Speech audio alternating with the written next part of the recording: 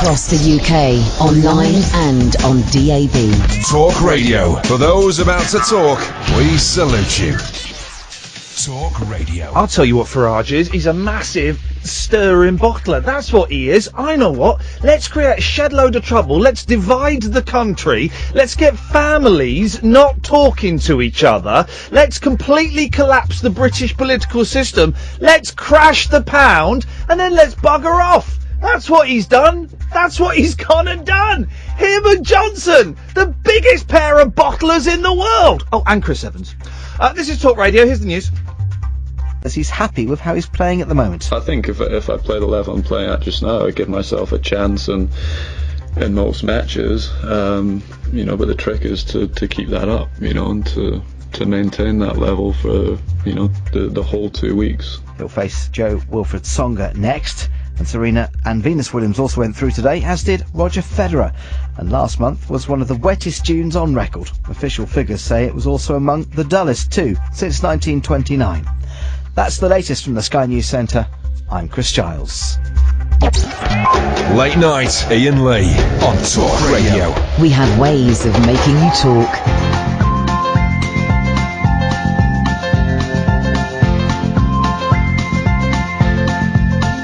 There's a voice that keeps on calling me down the road. It's where I'll always be. Every stop I make a new friend. Can't stay for long, just turn around and I'm gone again. Maybe tomorrow I'll wanna settle down.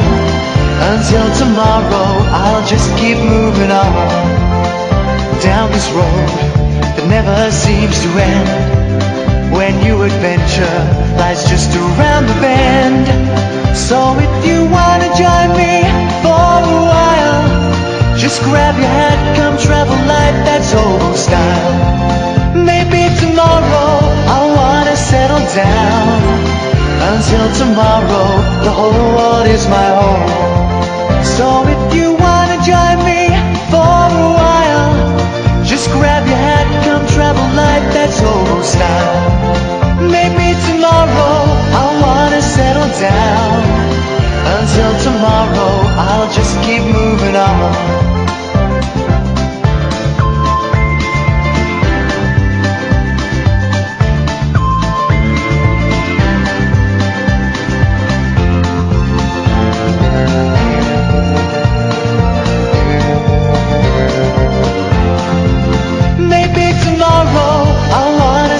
Down.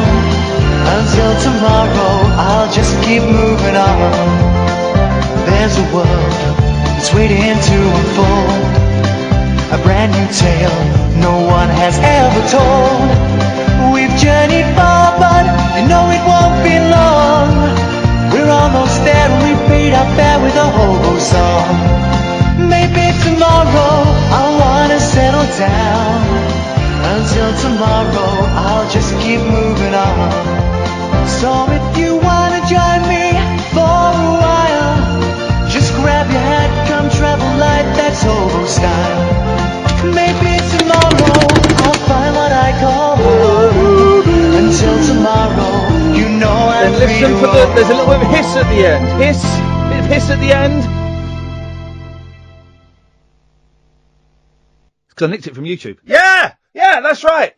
I ripped the audio. Why is it called ripped? That's an unpleasant term. I'm gonna rip a CD. Why can someone, 0844 499 1000, why is it called ripped?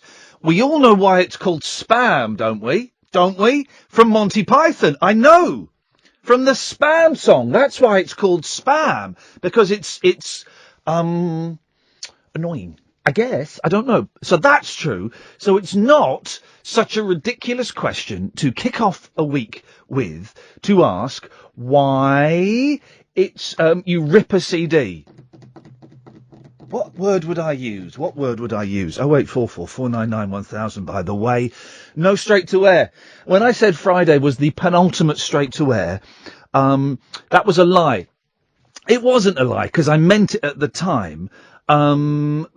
But then over the weekend, it's like if you're giving up smoking, right, don't do that patches and cutting down and stuff. If you're gonna stop smoking, stop smoking. Alan Carr, not the tooth man, the smoking man. If you're gonna stop smoking, then stop smoking. Just stop.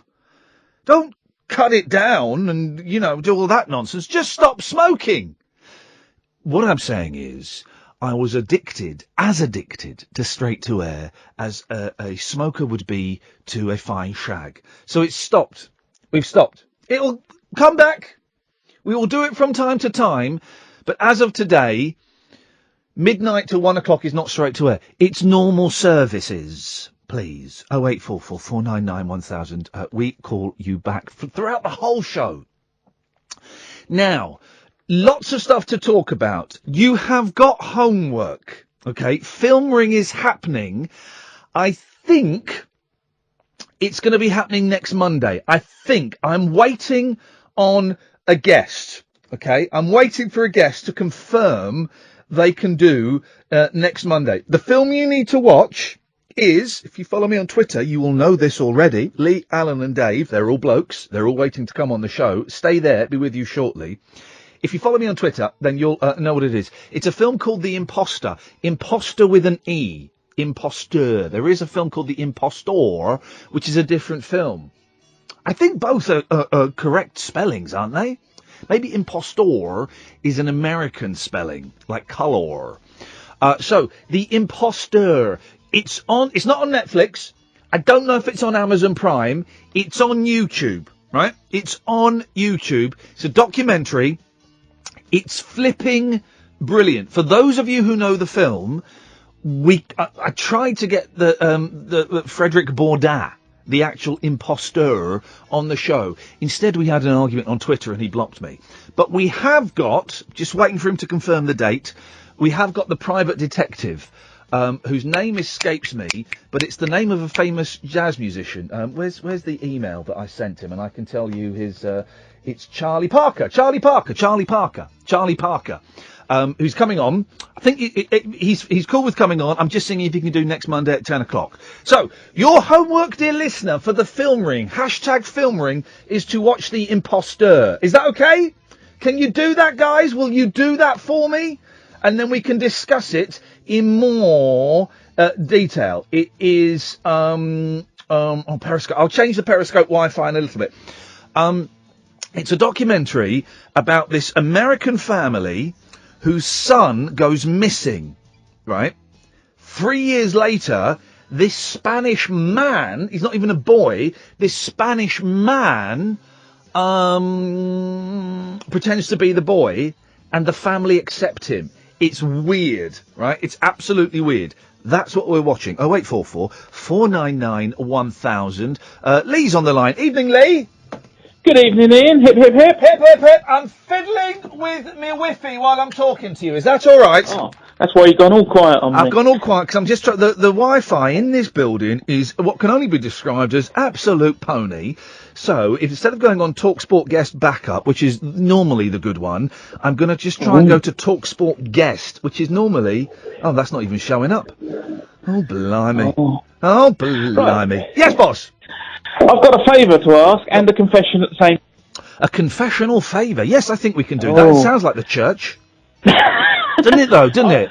I wasn't able to listen last week due to family reasons. WTF? I know. I'm trying to catch up with the podcast and all that, but it's Monday evening. Catch up with my fist in a minute. Oh, Ian, come on. That's all right. Fair play. Calm down. So I was hoping maybe it's a job for Alan in a second, but in 60 seconds, can someone sum up last week for me? That would be handy. Ooh, let's put Alan on the line. Alan? Hip, hip, hip. Someone's invoked your spirit. Well, Monday was all about awkward starts. Tuesday was Gilbert O'Sullivan. Wednesday it was new callers only. Thursday we looked back at Brookside and that continued on to Friday, so where we have the last ever straight to air. Oh no. I'm just trying. Hang on a minute. Well, he's right. Actually, he's not far off. He's got the show. Sorry, I'm just seeing if that internet connection is any better. Is that any better, guys, on the Periscope?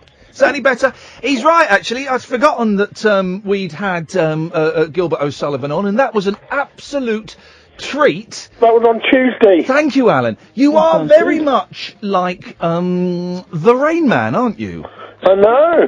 Yeah, no, that's exactly. Yeah, he summed it up perfectly. Does that kind of make sense to you, Lee? Does that fill in the gaps? That's handy. I knew Alan would let me down. Any of those things that you wish to talk about tonight, Lee? Because it's Monday, everyone's a bit miserable, it's the summer holiday, you know, people are getting ready for their holidays. We might not get many callers tonight, and I've made a rod for my own back by getting rid of straight to air when my usual team is away. Id and Catherine, as you know, have been Murdoch. They no longer work here. No, exactly.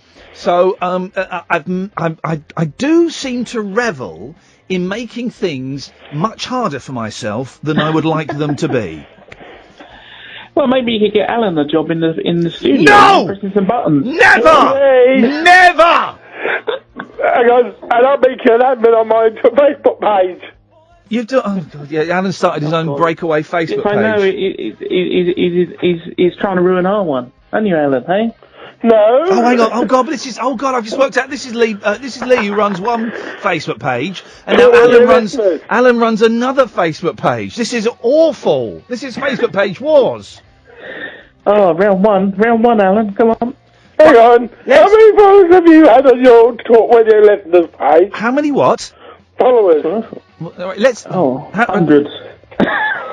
Okay, let's just name. Oh, jeez, I'm trying to make the show more. I've been thinking over the weekend, right? How can I make the show more? Is that working better on Periscope, by the way, Periscopers? Is that a better connection? Thank you. How can I make the show more inclusive and open, right, so that we get more listeners? Because the first set of figures are coming out next month, right? Oh. And I'm predicting not very good figures.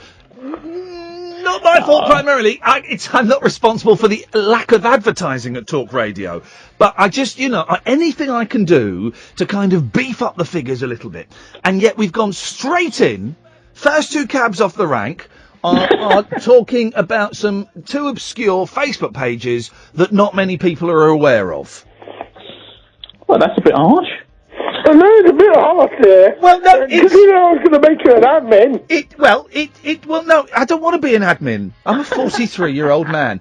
It's not, it might seem harsh, and I appreciate the work that both of you are putting in. I genuinely do. Anything that, you're doing more than the Facebook team here at Talk Radio. But anything that will encourages people to listen to the show and listen to the station, boom, I'm in. I love it. But in the great scheme of things, not everybody uses Facebook, do they? Have you thought about walking around London with one of those, boards on, the big alpha boards on your front and back? Sandwich board. Yes, it's a sandwich board. Yeah, I literally have considered that. It would... I don't want to keep knocking the advertising team here, but flipping it. Come on, guys. Please, give me something to work with, I beg you. And by that, a little worrying. I mean some and the show's doing great. We've got adverts on the station, which is brilliant, beautiful, love it. But just like some posters and stuff. Anyway, so Lee, let's give your Facebook page a plug. Oh, well, I like to consider it as our Facebook page anyway. But it's Talk Radio listeners. Okay, and Alan, let's give yours a plug. Iain Lee on Talk Radio. Okay, and let's just see who's has got the most followers. Lee, how many has yours got? That's 546, Iain. Alan? 69! I wasn't asking what you did at the weekend. I'm asking how many... thank you very much indeed, ladies and gentlemen. Okay, well, listen, I genuinely appreciate the hard work that both of you gentlemen put in to drawing an audience to the show and indeed the station. Thank you very much. But Alan, did we get to the meat of your call? Well, I just loaded up the Imposter on YouTube. Yes. And it was made by Film 4. Film 4? Yeah. Right, and I don't quite see what that's got to do with it. No, because I'm looking at the stars where they have all the companies that made the film. Yes. And Film 4 was one of them. And? I was surprised, so I didn't know that. Okay, have you seen the film? I just started to watch it. You've just watched the bit at the beginning when all the logos for the companies come up, is it? Yeah. Beautiful. Okay, well, when you've watched the film, Alan, you can give us a call and we could talk about the film, maybe. I don't know. Yeah, I've got 2 children who are 6 and 4. And we watched... What film did I watch with them the other day? We watched Goosebumps, right? Which is flipping brilliant, right? Although I made the mistake of buying it on my Xbox for 13 quid. Then we went to Sex. That's how you pronounce Computer Exchange. And they were selling it on DVD for 8 quid. And he was asking what those logos were that come up at the start of the film. What does that mean? And what does it say? What's the name of the company that made the film? What's that? Oh, that's another company that made the film. What's that? It's another company that made the film. The point I'm trying to make is my 4-year-old seems to have the same fascination with the logos at the start of films as Alan Caddick. What does that tell you? Dave, stay there. 0844 499 1000.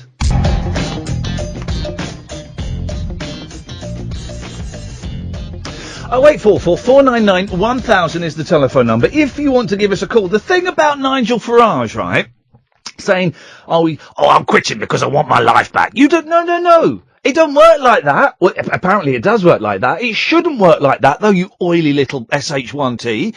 You've ruined everybody's life. Everybody's life is worse because of what you have done. You have torn this country apart, right? You have completely destroyed this country. Okay, well, the stock market's crashing. My pension is worth nothing now. Thanks a lot. The pound is worth nothing whatsoever. The whole political system is in complete disarray.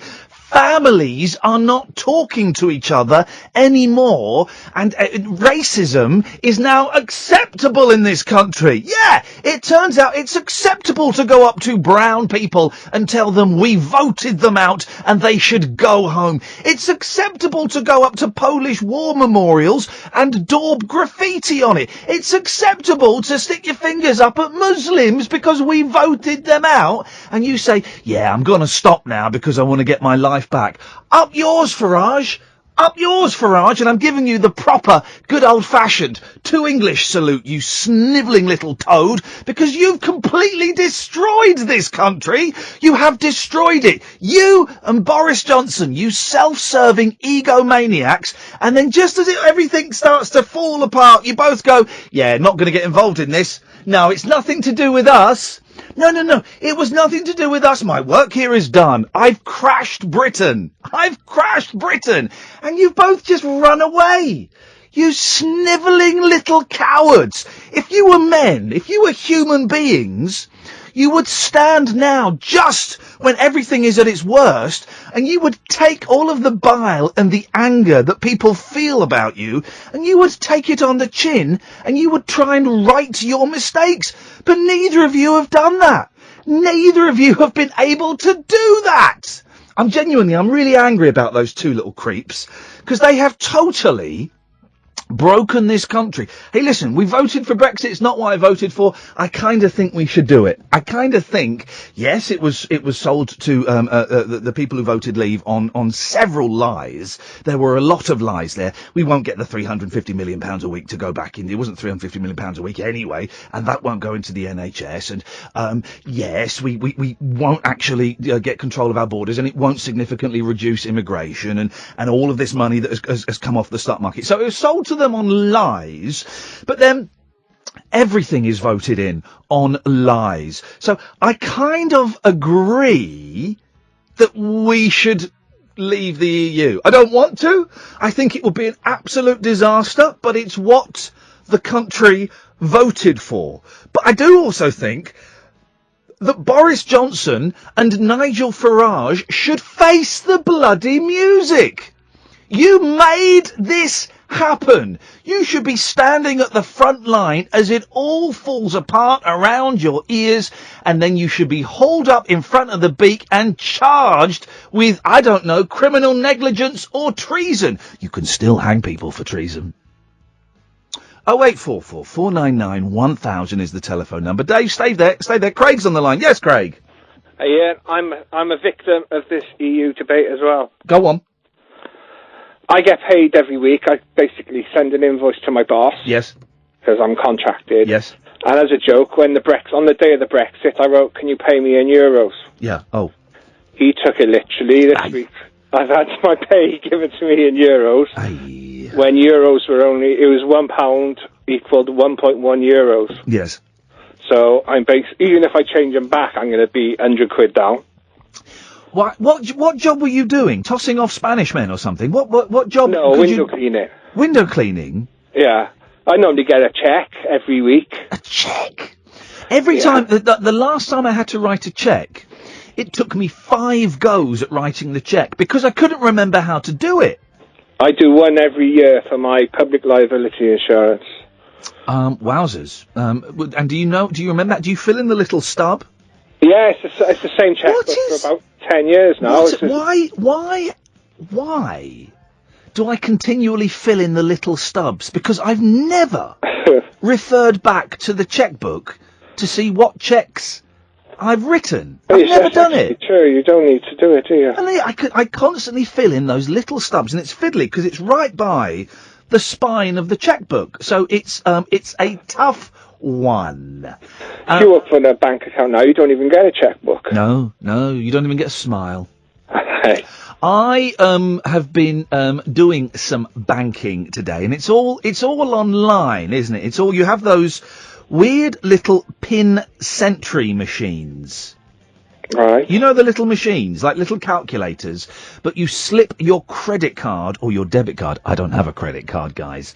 You slip your debit card into the machine, and that gives you. You don't have that. No. Well, it gives you a unique code that means you can log in online onto your bank account. But I have no idea how it works.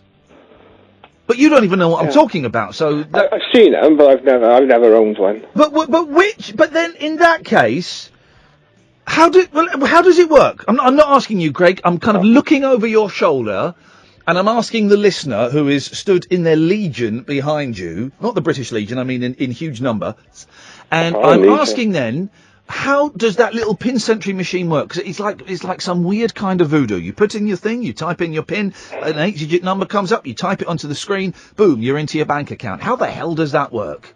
Yeah, mysteries, modern mysteries. It's modern mysteries. Speaking of modern mysteries, Craig, 0844 499 1000, by the way, we call you back. Speaking of modern mysteries, I did something today, Craig, that I vowed I would never do. The only thing I know you've not done is listen to Stairway to Heaven, but I don't think that's a vow. It's close. All right. I bought an Oasis album. Oh, excellent. I bought an Oasis album. Yes, I only paid 19 pence for it, plus £1.26 postage. You do the math. But I bought an Oasis album because I was sat in Cafe Nero, right? And I was sat in Cafe Nero, and they were playing an Oasis song, and it was the theme tune from the Royal Family. Oh, and it's sad about Caroline Aherne. Terrible. And it's 52 years old. She was so good. She was so good. I didn't watch a lot of the Royal Family. I was a big fan of Mrs. Merton because she started out with Frank Sidebottom. But I didn't watch a lot of the Royal Family. And I'm kind of hoping that now they repeat the whole thing because I want to see those bad boys. Yeah, I think Gold have it as well. But they were playing the Oasis song from the theme tune from the Royal Family, right? Yeah. And I was sat there listening to it, and I was a bit tired. It's been a long old day. It's been a bit, I feel a bit sad. And I had a little tear forming in my eye, and I thought, this song is absolutely beautiful. I'm gonna go online and see if I can find an Oasis album for a penny. I didn't. I found one for 19 pence, but I thought I'll have that, so I bought it. It's the curse of the show because there's the Brookside link again, isn't it? What's the Brookside link? When you were talking about Sheila from Brookside. Oh yeah. Well, we talked about Caroline Aherne. All right. Last week we mentioned the Royal Family. Yeah. Yeah. Curse of the show. Craig, thank you very much for that. 0844 499 1000 is the telephone number. So what have we had today? Well, I'm genuinely angry about Farage and Johnson. Genuinely, you can't anyone see? And it's been obvious to me. You know, in the film The Invasion of the Body Snatchers, right? Both versions, the original and the 1976 remake with Leonard Nimoy and Donald Sutherland, right? More so the second one, actually. But, you know, when they know that everybody else is turning into those pod creatures, right? And they're going around going, no, look, that's not your wife. That's a pod creature that looks like your wife. I go, no, it's my wife. It's not. It's a pod. And they're going to the police. No. Everybody's turned into pod creatures. Well, I felt like that about Boris Johnson and Nigel Farage. It was obvious to me that they were self-serving, snivelling little so-and-sos that would run at the first hint of trouble. And everyone's going, no. Batman, they're good people. They fighting for what is right. No, they're not. And that embarrassing, another thing that gets me angry about Farage, right? That, you know, when we voted out, right? And then he went to, the EU Parliament, right? And he did that stupid speech. Well, you weren't laughing, you're not laughing now. You all laughed at me before, you're not laughing. Shut up, man. Shut up. We have to go and beg those people for a decent trade relationship. We have to go and beg them to let us get certain special rights off them. Don't go in there, unzip your trousers and take a pee on their desk, for crying out loud, you stupid muppet. 0844 499 1000. Gatford, Dave, Wilson, and Barry from Watford. Stay there, come to you after this. 0844 499 1000. Dave's on the line. Good evening, Dave. Hello. Hello, Dave. Hip, hip, hip. Hip, hip, hip. What you got for us?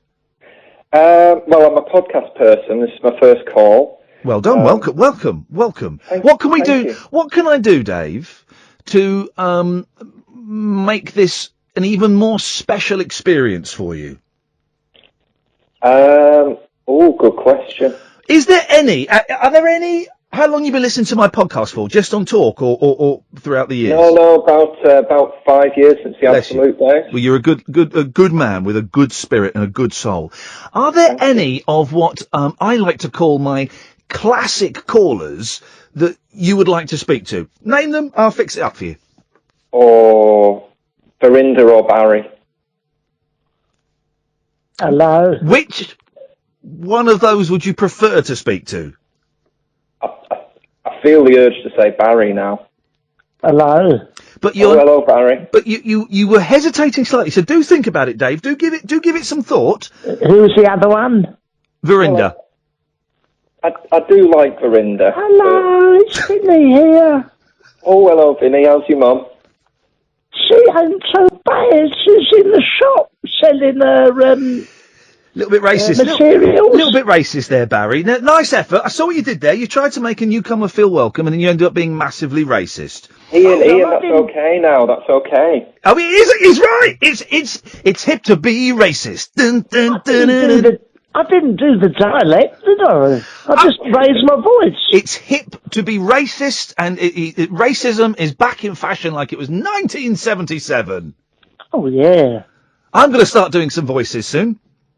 Oh, bloody hell. There you go, there's one, and it's fashionable now. It's trendy. Very trendy now. So all the kids are into is casual racism.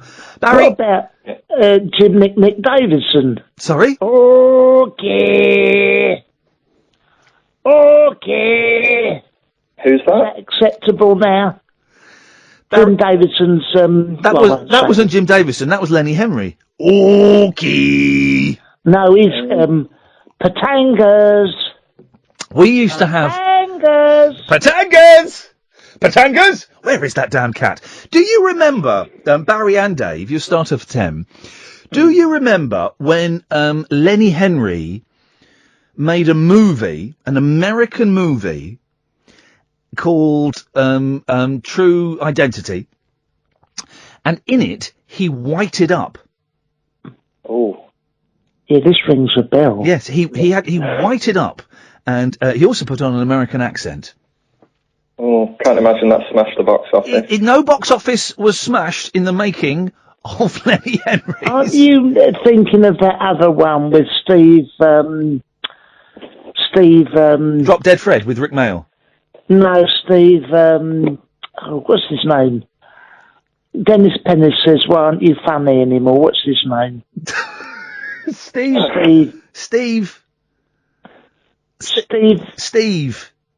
Hawkins. Stephen Hawkins. Yeah, he done True Identity. Stephen Hawkins. No, you're Sue Pollard and John Noakes. Wonderful film. I missed it. Oh, I know the one. It was Barry Court sang the theme tune to it. Barry Court done the theme tune. True identity. No one knows what they're gonna see. A true identity. You don't know what you're gonna see, but you're getting on my titty. It's a true identity. And it was True Identity, wasn't it? And it True was Identity, and yes. then you could buy a badge at the cinema which says, I'm a titty man. I'm a titty man. That was the B-side. I'm a titty man. You're a titty lady. I'm a titty man. Oh, we'll be so lazy. I'm John Noakes and I'm a titty man. I'm Steve Hawking. I'm a titty man. But true identity. I've got a 12-inch of it. Hello? Dave, what did you call him for? I had a quick question and a time travel film suggestion. Yes, sir! Have you seen Predestination? Yes. The Ethan Hawke one? Yeah, it's the one where his own mum and his dad. Absolutely bonkers, isn't it? Yep, I enjoyed that. I enjoyed that a lot. There's not a time travel film that I haven't seen, I'm going to be completely honest, Dave. No, I watched that boat one you recommended. That was very good. Triangle. Triangle, Have you seen Triangle, Barry? Oh, not about the ship with Larry Lamb and the woman the woman with the eyes, Kate Amara. Kate Amara. Well, she was in. Oh, what did she do? She was in True Identity, wasn't she? Yes. She was, wasn't she? Yeah, Kate Amara. Amara. I'm Kate Amara. Amara. I've got a white streak like Dickie Davis in my hair. Have they legalised cannabis in Watford, Barry? No, I'm just trying to join in. You're trying to join in a little bit too much. Oh, I'll tell you what, though. Yeah. Say what you will about Barry. He's lifted the mood since all the Brexit Farage talk, hasn't he? Thank you. Well, some would say lifted, some would say dragged it back down. I was giving political insight into how Farage and Johnson have ruined this country. I agree with you. He is singing the B-side to the theme tune to True Identity. The B-side, of course, is I'm a Titty Man, which I don't know if that's kind of the image I want this show to have. We have the show, isn't it? We have a lot of feminists listen to this show. What? The sight of John Noakes singing I'm a titty man, you're a titty lady? Yes. It was number one in the hit parade. Yes. Dave, I believe you had something else you wanted to contribute. I was just wondering, I remembered you saying a lot of years ago that you were thinking of packing it all in and becoming a teacher. Yes, sir. Is that still on the card? No, because I've got 2 kids now and I can't afford it. But yeah, in an ideal world, here's the thing, right? Can we get serious for a minute with you on the line, Barry? Yes, certainly. Okay, so Kieran Fallon, right? He's a jockey, apparently. Yeah. Apparently, he's not particularly popular, but that's neither here nor there. I just say that to illustrate that I know what I'm talking about. He's a really successful jockey, and it came out on the news today. He's quit, right? He's quit because he's suffering from depression, and he can't face riding horses anymore. I nearly tweeted, I know how he feels. Of course I don't know how he feels, but flipping heck, man, if I didn't have a mortgage and 2 kids, I would quit this, because I'm struggling to do this, and I'd want to go and do something that is more rewarding, less rewarding financially, but more rewarding than listening to an old man, saying he's a titty man. saying what he was saying earlier on in the phone call. Yes. What would you do? What would you do, Barry, if you weren't an old man And you used to work in a grocer's, didn't you? You used to run a grocer's, is that right? I was a green grocer. Yeah. I was the first person around here to sell a kumquatch. But I'd tell you what I'd do. Probably, if money was no object, I'd be a Peter Stringfellow. I'd swan around in a fancy dressing gown. I'd have all the lovely ladies on my arm. I'd have a cabaret of angels. Probably wouldn't be angels what I could afford, but it'd be cabaret of munters. But what I'd probably do is have a VIP suite. I'd sit on a throne. I'd say, ladies, some Astis Diamante all round, you know. But I imagine your life a bit like that anyway, Barry. Well, my Margaret swans around in her nightie occasionally, but it's not quite the same thing. But I do sit on the throne occasionally in my house. Do you at least have a fancy dressing gown? I've got it's a bit like Peter Stringfellow's. I imagine he doesn't have so much dried egg. He probably doesn't get his from Marks and Spencer's either. But the thing about sitting on the throne in your dressing gown, of course, is you know what happens. You know what goes wrong. The belt falls into the lavvy, doesn't it? Oh God, it does. Guess So what? it does. It's horrible. You got to suck it So off. It does. Yeah, no one sees, so you can just pretend it didn't happen. Yeah. No. Hey Barry, I tell you what, Barry, shall we do our best Simon Cowell? This was Dave's first ever phone call. Yeah. We could judge him, couldn't we? Like on the Britain's Got the X Factor. Okay then. All right, shall I go first? You go first. Well, Dave, I've got to say, for me, that was one of the worst, best calls I've ever heard in my life. You're going through to boot camp. Oh. Go on, Barry. Go on, Barry, be gentle. I've done this competition for quite a while, and I can honestly say that you are not going home. You're going through the judges. Yay, Dave! That's 2 yeses. That doesn't mean I have to go to Barry's house, does it? Yes, it does, yes. Yes, it does. Yes, I'm going to sing a song on my patio. in a thong. Yeah, me and Margaret will sit on the deck chair and listen to you singing, Angels or whatever it is. He's going to have his cat on his lap and he'll be stroking away while you perform for him, Dave. Yeah. God, what an image.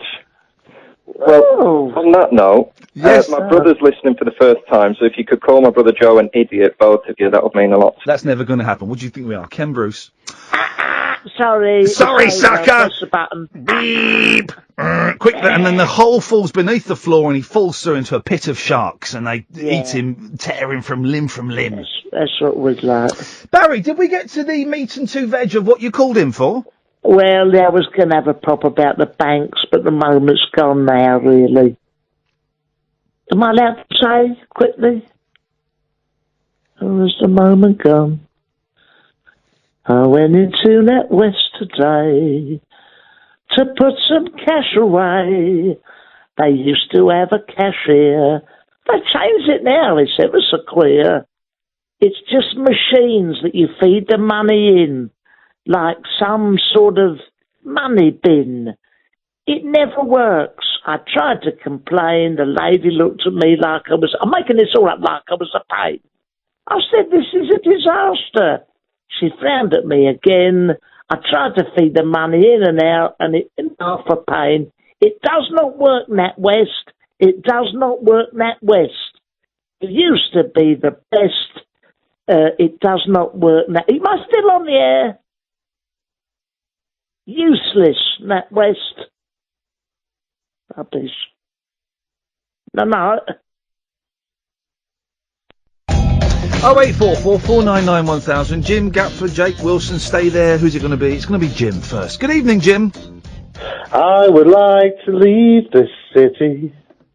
This old town don't smell too pretty, and I can feel the warning signs running around my mind. There we go. That was nice. Yeah. It turns out it's a pretty song. I have done. I've been sung by Oasis. I like. I like that one. I also like She's Electric. Oh, that's quite a good. That's a good. Well, that's Wonderwall is silly, and I've always found Oasis to be utter pony, but I've bought for 19 pence. I have bought the. I've been told it's very good. The Master Plan.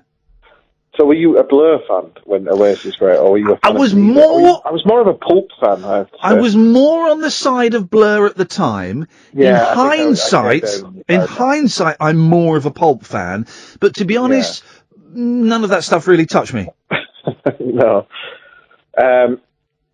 You talked about people who. What would you do if you could retire and just do whatever you wanted? Yes. I have a friend who worked in IT for years and years and years, and he was only like 35 when it happened. Yeah.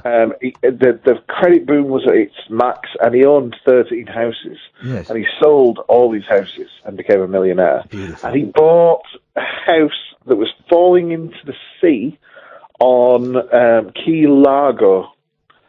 So it was on the Key beach. Largo, Montego. Ooh, I wanna take you to Bermuda, Bahama. Come on, pretty mama. Key Largo, Montego, baby. Ooh, to take you down to Kokomo. We get there fast and then we get it slow. And every year, his house moves a step closer to falling into the sea, and it won't last until he's retired, and he knows that it will end up in the sea at some point. So he just clings onto life, clings on to the dream that house, and it literally hangs over the sea. So when it's very choppy, that will learn him. But it's nice, isn't it? Nice. I wonder if anybody has ever. Here we go. If you've been in something that's fallen over. 0844 499 1000. And that can be a house. Well, that can be a house over the edge of a cliff. It can be if you've been in a wheelie bin and it's been pushed over. Yeah, Here's someone who lives in a festival toilet. And really? Oh yeah, a girl, a nice girl. Oh, she weren't so nice after that. Blue. Has anybody been in a lift when the cable has snapped? No. Oh, I know actually somebody I know somebody who owned a factory where that happened to somebody who worked for him. This is so tenuous that I have to ask, tell me more. Well, he's a notoriously rogue trader who is on the run at the moment from the police. Matt Allright. He's called Vance Miller. Okay. Well, hang on a minute. Well, then let's not talk about. We can't talk. He's a nice guy. You said he's on the run from the police. Well, he's in China, so he's on the long-term run. He owns a kitchen shop. There's been various programs about him on the TV. Well, let's not. I'm slightly, now you've named him. I'm slightly uncomfortable. So let's not go. Let's not. And we just, I'm sure he's a very nice. Hang on a second. Let me get Jim. Shut up. Let me get us out of a potentially quite expensive legal minefield. I'm sure he's an excellent gentleman, and I'm sure he's done nothing of. Don't laugh, because seriously, we'll get in trouble. Jim. Shut up! Yeah. This is serious. I'm trying to get us out of a libel case, mate. Right. Thank you. I'm sure the gentleman mentioned is a top-notch trader and an absolute delight to work with. Tell us about something that's completely unconnected to do with a cable snapping in a lift. Jeremy Corbyn. Yes. I remember I phoned up when I had a few beers and said Jeremy Corbyn quite a few times. Gosh, okay, right. Jeremy Corbyn. Yes. Yeah. Well, thanks for calling, Jim. I think we got there in the end. Seriously, here's the thing. You can't libel people on the radio, guys. Because you know who gets in trouble? You do, and me do, too. You see? So, best not. But has anybody... Thank you, Jim. 0844 499 1000. Has anybody ever been in a lift when the cable has snapped or the brakes have gone and it's plummeted from, let's say, the 27th floor down to the first floor? And is it true? Because the myth, of course, is if you're in a plummeting lift, just before you hit the floor, you jump. And then you you jump, and then you just go down like a foot, and anyone can fall a foot, can't they? But I can't believe that works. But now I think on it, there isn't a time when I go into a lift that I don't think, if this lift falls, I'm going to jump. Every time I go into it. 0844 499 1000. Yes, Wilson. Hello. Evening, Wilson. Yeah, as you've heard, I haven't phoned up for quite a while. What do you mean, as I've heard? Well, I haven't phoned up. Luckily I stopped keeping a tally of who phones and when, so it's your absence has not been noted. Yay. Well, I I have 10 things to go through. Flippin' heck. Right. The first thing... No, hang on. I'm just going to get out of the way. I am in a car. Hang on, shut up. Oh. Pick the best 3. Oh, really? Yeah, you can't do 10 things to go through. What the hell is this? I'll 3. cut it down to 5. You'll cut it down to 3? 4? You can... Okay, let's say 4, but I'm going to cut you off after 3. How's about them apples? I like them apples. Them apples is good apples. Juicy apples. I've been eating a lot of apples recently. Yes, Wilson. I am in a cast. You're in a cast? Yeah, on my foot. Ay. Hi, Chihuahua. What happened? I was swimming and literally the biggest kid decides I'm going to push off at the same time, completely shatters my ankle. Hang on a minute. How did a kid pushing off... Well, no, he's not really a kid. He's but how did any pushing... Hang on, let me... What is wrong with everyone today? Why can't I get a sentence out? How did pushing off shatter your leg? Well, what happened was, it's my ankle, so, right. If you imagine, I'm in a lane. Imagining it, yes. I'm at, like, the front, I'm doing a swimming lesson. The teacher said, right, Wilson, you can go now, so I push off, you're meant to leave 5 seconds. Right. So then that person can go ahead. This kid decides I'm going to push off at the same time. He's absolutely gigantic. Nicknamed him the Boulder. Yes. He catches my leg, so I go to protect that, and because we're not beginners, it's more velocity behind the kick. There's more velocity, of course, yes. Yeah, and so I go to go protect that, and then he gets me in my ankle, so I've customised my cast. So I've got Stone Cold Steve Austin. Do you have to put a ruler down it to scratch it? What? Oh, no, actually... it's been quite good. I haven't had any things where I've need to scratch my leg. It hasn't got too warm. Well, now that we've talked about having an itchy leg, Wilson, you're just going to find, using the power of suggestion, that it's just right down by the ankles, just going to start to get a little bit... Itchy, a little bit itchy. Just a little, not much, just a little bit. And it's only a tiny bit, and you think you can withstand that, and you probably can for 2-3 hours, but eventually you'll go insane. Yeah, it's just like, why? Yeah, why? So this is my second thing. Yes.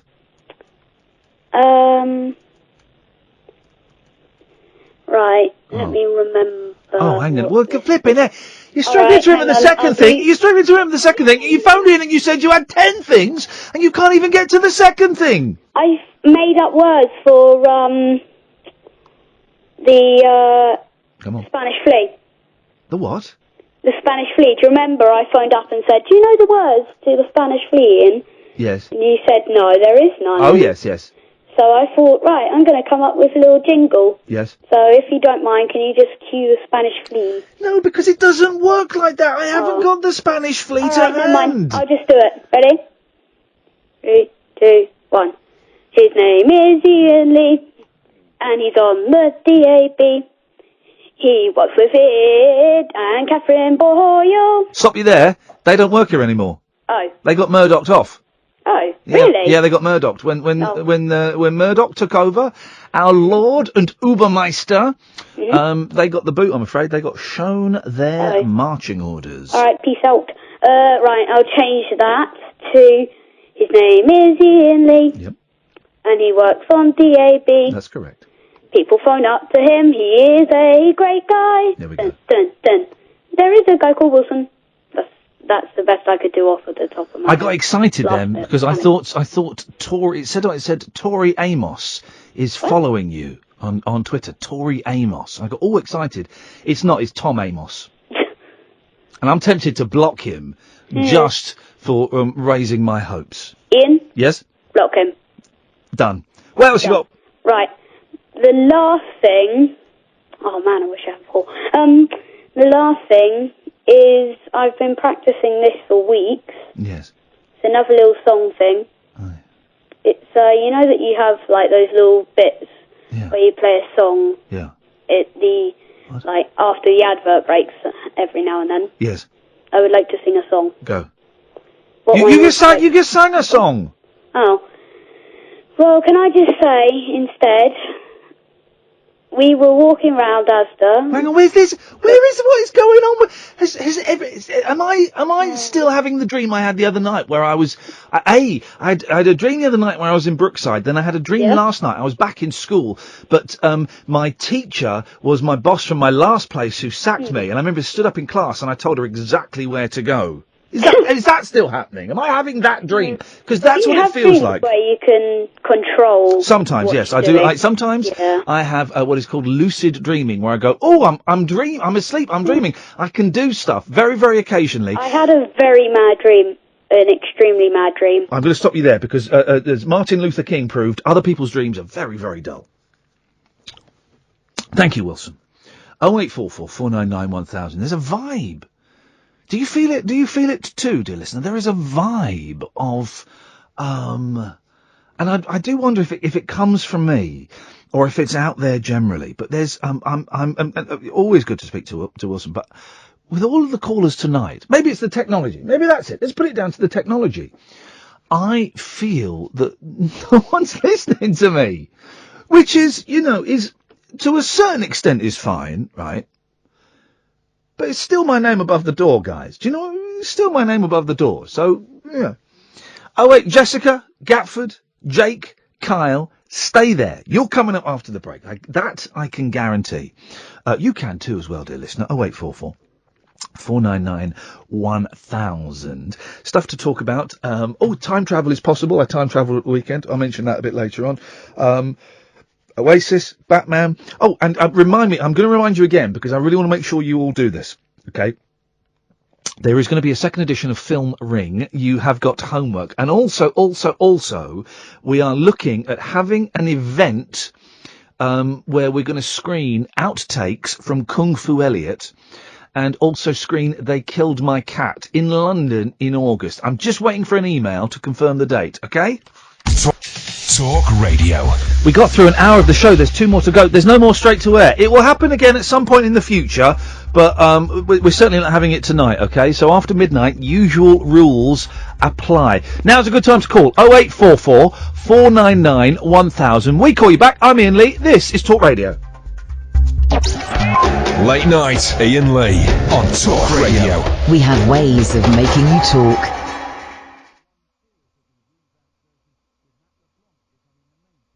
Hang on a minute, my computer's crashed. Hang on a minute. Let's quit you. Hang on a minute, guys. Hang on a minute. Don't panic, Mr. Manning. Let's open you again. And let's try now.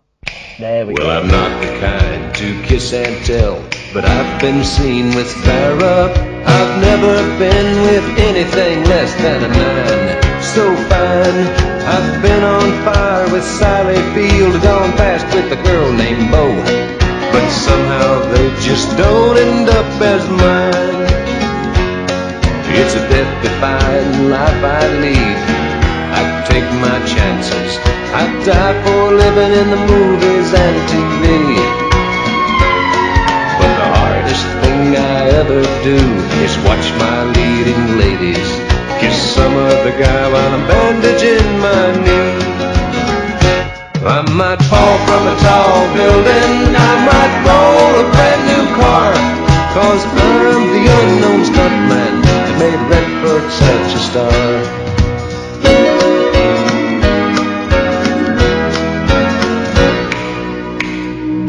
I've never spent much time in school, but I taught ladies plenty. It's true, I hire my body out for pay. Hey, I've gotten burned over Cheryl Teague's, blown up for Raquel Welch.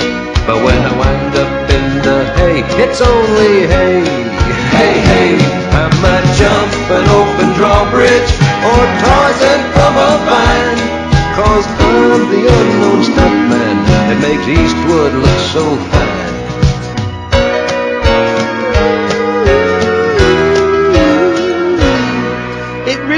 Resonated with me, that Kieran Fallon thing. I don't know anything about jockeying. It's all jockeying is fixed, isn't it? Horse racing is fixed, isn't it?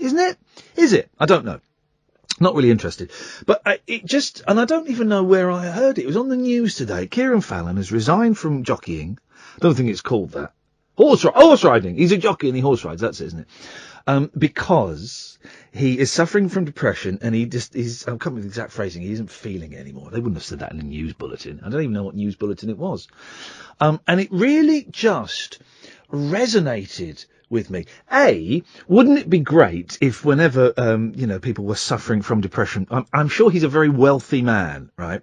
If we could all afford to, call them back, because we got way too many calls. Let me have those 6 calls and then tell them we'll call them back when we get through. And lots of calls coming in. We've got a lot of people I need to get through. Some have been waiting for ages. I will get to Jessica, Gafford, Jake, Kyle, Dan, Bruce, promise. Get to you in a bit. What a fortunate position it is to be in, where I've got that many calls. But let me get through a couple of them before we start ringing anyone else back. It would be nice. I'm sure he must be really, really wealthy, right? Not in any way detracting from what he's feeling at all, but it must be nice. That's incorrect as well. To have the luxury of not having to work for financial gain, if you see what I mean. And that's not in any way detracting what the poor sod's going through at all. As someone who has been and who is going through depression, it would be... I'm trying to choose my language here. And failing miserably. What I was going to say is it would be good to be able to knock all this on the head and go and be ill. But good is not the right word. It will be good to feel well and to be able to embrace every day and welcome the challenges and embrace the mistakes and the downs and enjoy the ups. And it sounds like Kieran Fallon is unable to do that. And that I can kind of identify with. If you're watching on Periscope, we've just had a little heart-to-heart about how I feel the show is going and where the show is and kind of, where my head is in terms of developing the show. And boy, oh boy, oh boy. If I had $1 million, I'd buy you some art, maybe a Picasso or a Garfunkel. Thank you. But if I had $1 million, I would knock this nonsense on their head straight away, because this, all right, it's not a real job in the great scheme of things, but man, it's stressful.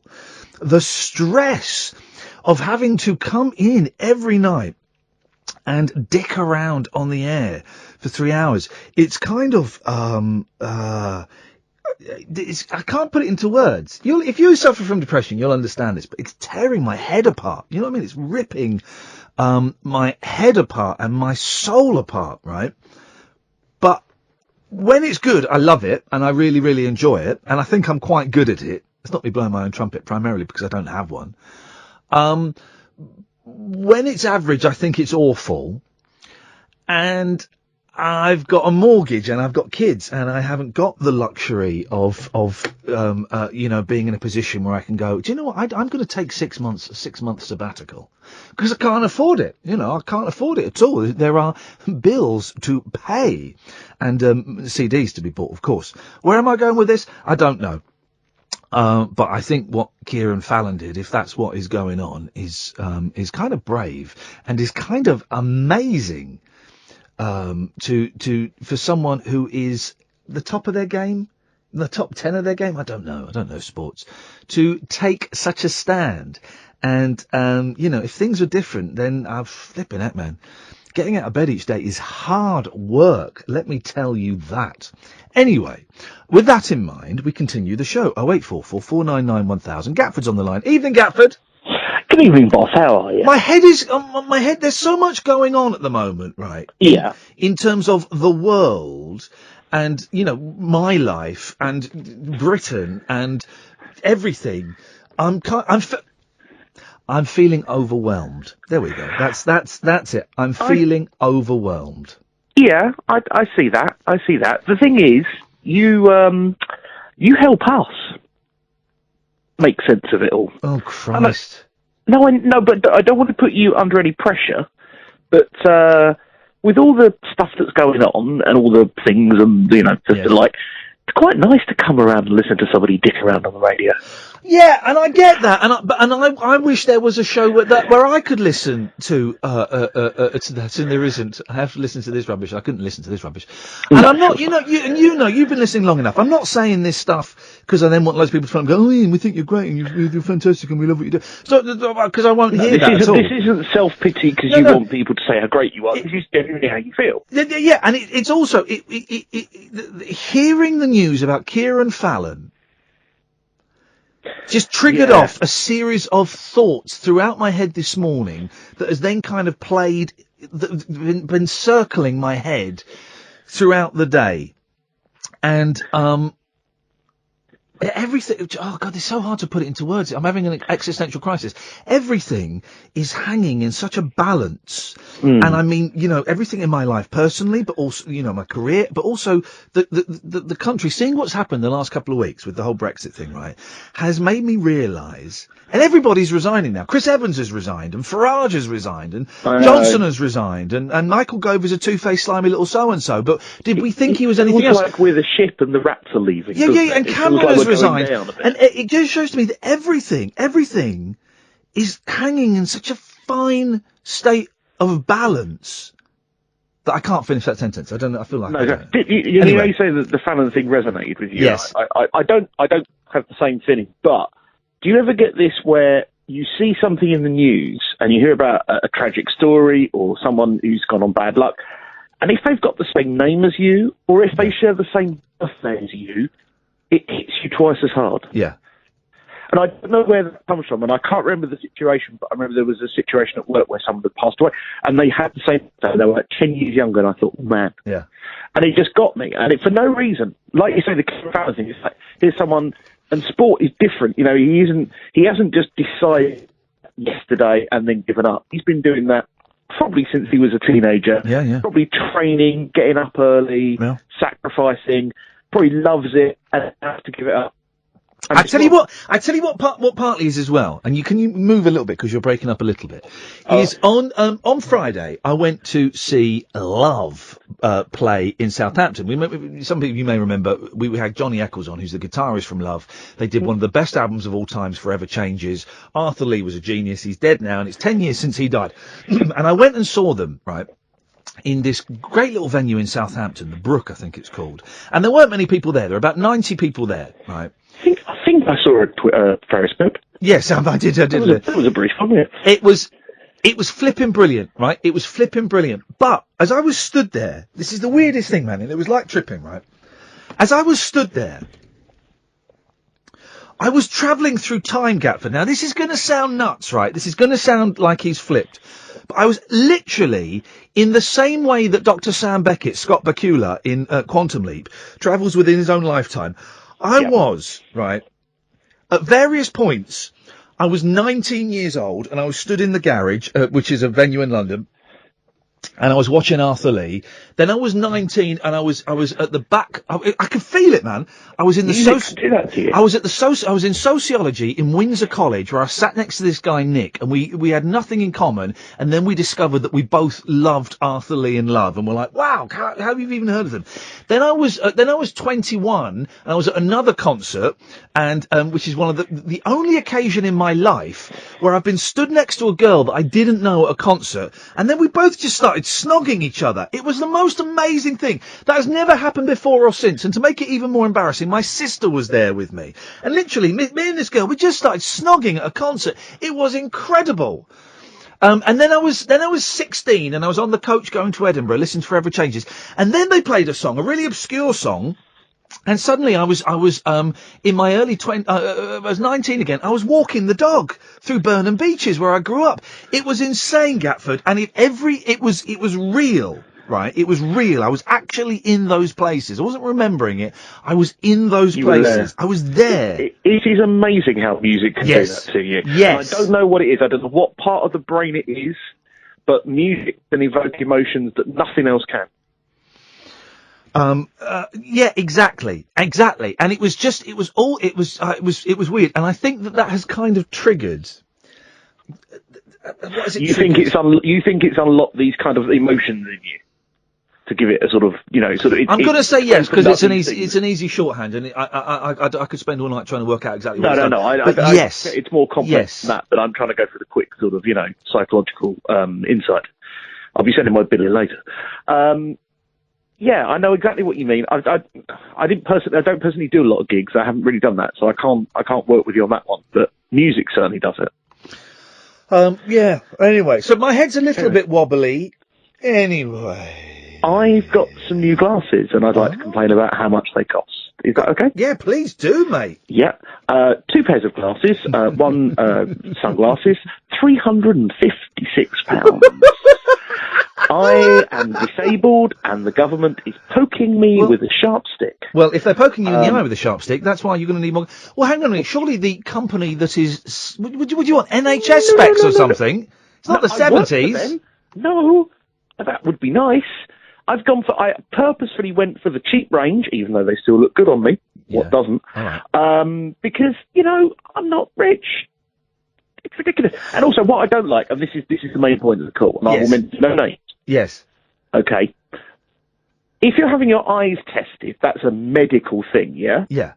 But if it's in a building where there's also people selling glasses, yes, and they always say to me, Mr. Let's get my surname over there. Gatford, they would say. Mr. Ford. Mr. Ford, your eyes have gotten worse, straight better, you need new lenses. Let me show you our latest range. Isn't it funny how that happens every time? Hang on a minute, though. You can get glasses cheaper than that. No, because I need special, because I have coated and... Special coated glasses. I'll coat your glasses with my fist in a minute. Can't you? There's the weird thing, isn't there? In some shops, you can just go in and buy glasses off the rack. I did. No, but I mean, but with the prescription in, you just go in and you can buy a pair of glasses for like a tenner that are like +2s and -1s or whatever, however it works. Oh, I've been blind for a long time. Well, that'll learn you, Gatford. You see, that'll learn you. God, we've got so many calls. This is incredible. This is unprecedented behaviour. Jessica, can I come to you next? And we got Jake, we got Kyle, we got Dan, and we got Bruce, and we got everybody else. Yes, Jessica. Hello there, Ian. What was that? Was that a burp? No, it wasn't at all. Sounded like it. The music was playing, so it distorted a bit in my ears. That's why. Okay. I can't even remember. It was so long ago that I called you up. Wasn't it just? That's the sign of your popularity. Yes, well, tonight it's because we've got a new production team, because those other slackers have been murdocked, we seem to be getting a lot of calls through, so I think the right decision was made. Well, like I said, I honestly can't remember what I called up about. Was it about Farage and Boris? No. Was it about the film The Imposter that I've set for homework for Film Ring? Oh, it might be. Well, have you seen it? No, but I saw that you invited him onto your show. Yes. And he texted you back, didn't he? He tweeted you back. Right, for those who don't know, The Imposter, let me just set the scene ever so briefly, Jessica. The Imposter is a brilliant documentary. You can watch it on YouTube for free. It may be on Amazon Prime. It's not on Netflix.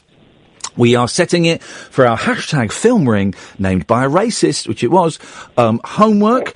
It was named by a racist. And it's a good name. You can't deny Film Ring is a great name. It's good. And I messaged one of the main characters, the French guy, the Spanish guy. Was he French or Spanish? Anyway, it doesn't matter. And he basically told me to F off. But the private detective replied, and he's going to come on the show as be part of Film Ring. So that's very exciting. You should watch the film, Jessica. It's a good film. Well, I will, maybe. Okay. But mostly, can we call him up and, get him to investigate things? Well...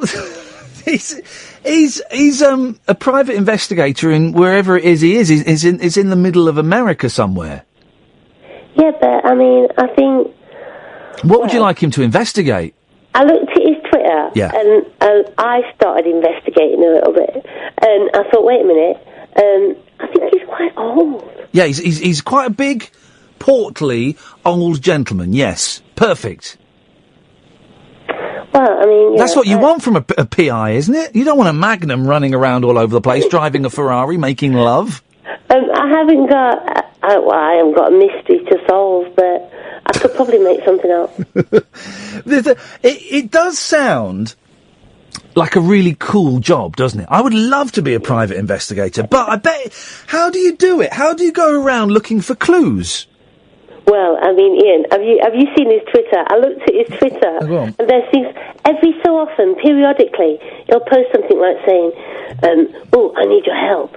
Have you seen this guy somewhere?" Oh, hang on, does he get all his clues from Twitter then? Yeah, and then someone will post things like, "Hey, have you dug all of the houses that they lived at? I think the mother did it, and the sister knows." And they'll go, "No, I've got more digging to do." I think think it'll be good to speak to him. You know, let's see what happens. Well, we can ask him about being a private. He's in Texas, isn't he? Is that him? Yeah, Charlie Pie. There we go. Yeah. I got him. We can ask him about how he does his detecting work and how he goes about it. Yeah, he's an old guy. I think he might be old school. There was one Twitter post, and he put, I need to check the ears on this suspect to see if he's the murderer. Yeah, he does. No, that's a big part of the film. Is he can tell. This is how he worked out that the guy that was pretending to be this missing kid wasn't the missing kid. Apart from the fact he didn't look anything like the missing kid, was by the ears. He compared the ears. How's the show going? Look how dismissive. Well, anyway, you're not buying the ears theory. No, I'm looking forward to it. Okay, all right. The thing is, because I am the only person in my family, out of my wife and my 2 children, that has your actual proper earlobes. Well, the dangly bits. You know the dangly bits of the ear. I know what an earlobe is. Well, I was looking at them all the other day. They're all freaks. They don't have earlobes. They just have a perfectly curved ear, and there's no lobe hanging down. You know what? I know what I was going to talk about. How random your show is. I've not been listening live. How random your mind is. Go on. I've not been listening live for ages, but I listened to that and I thought, God, it's so random.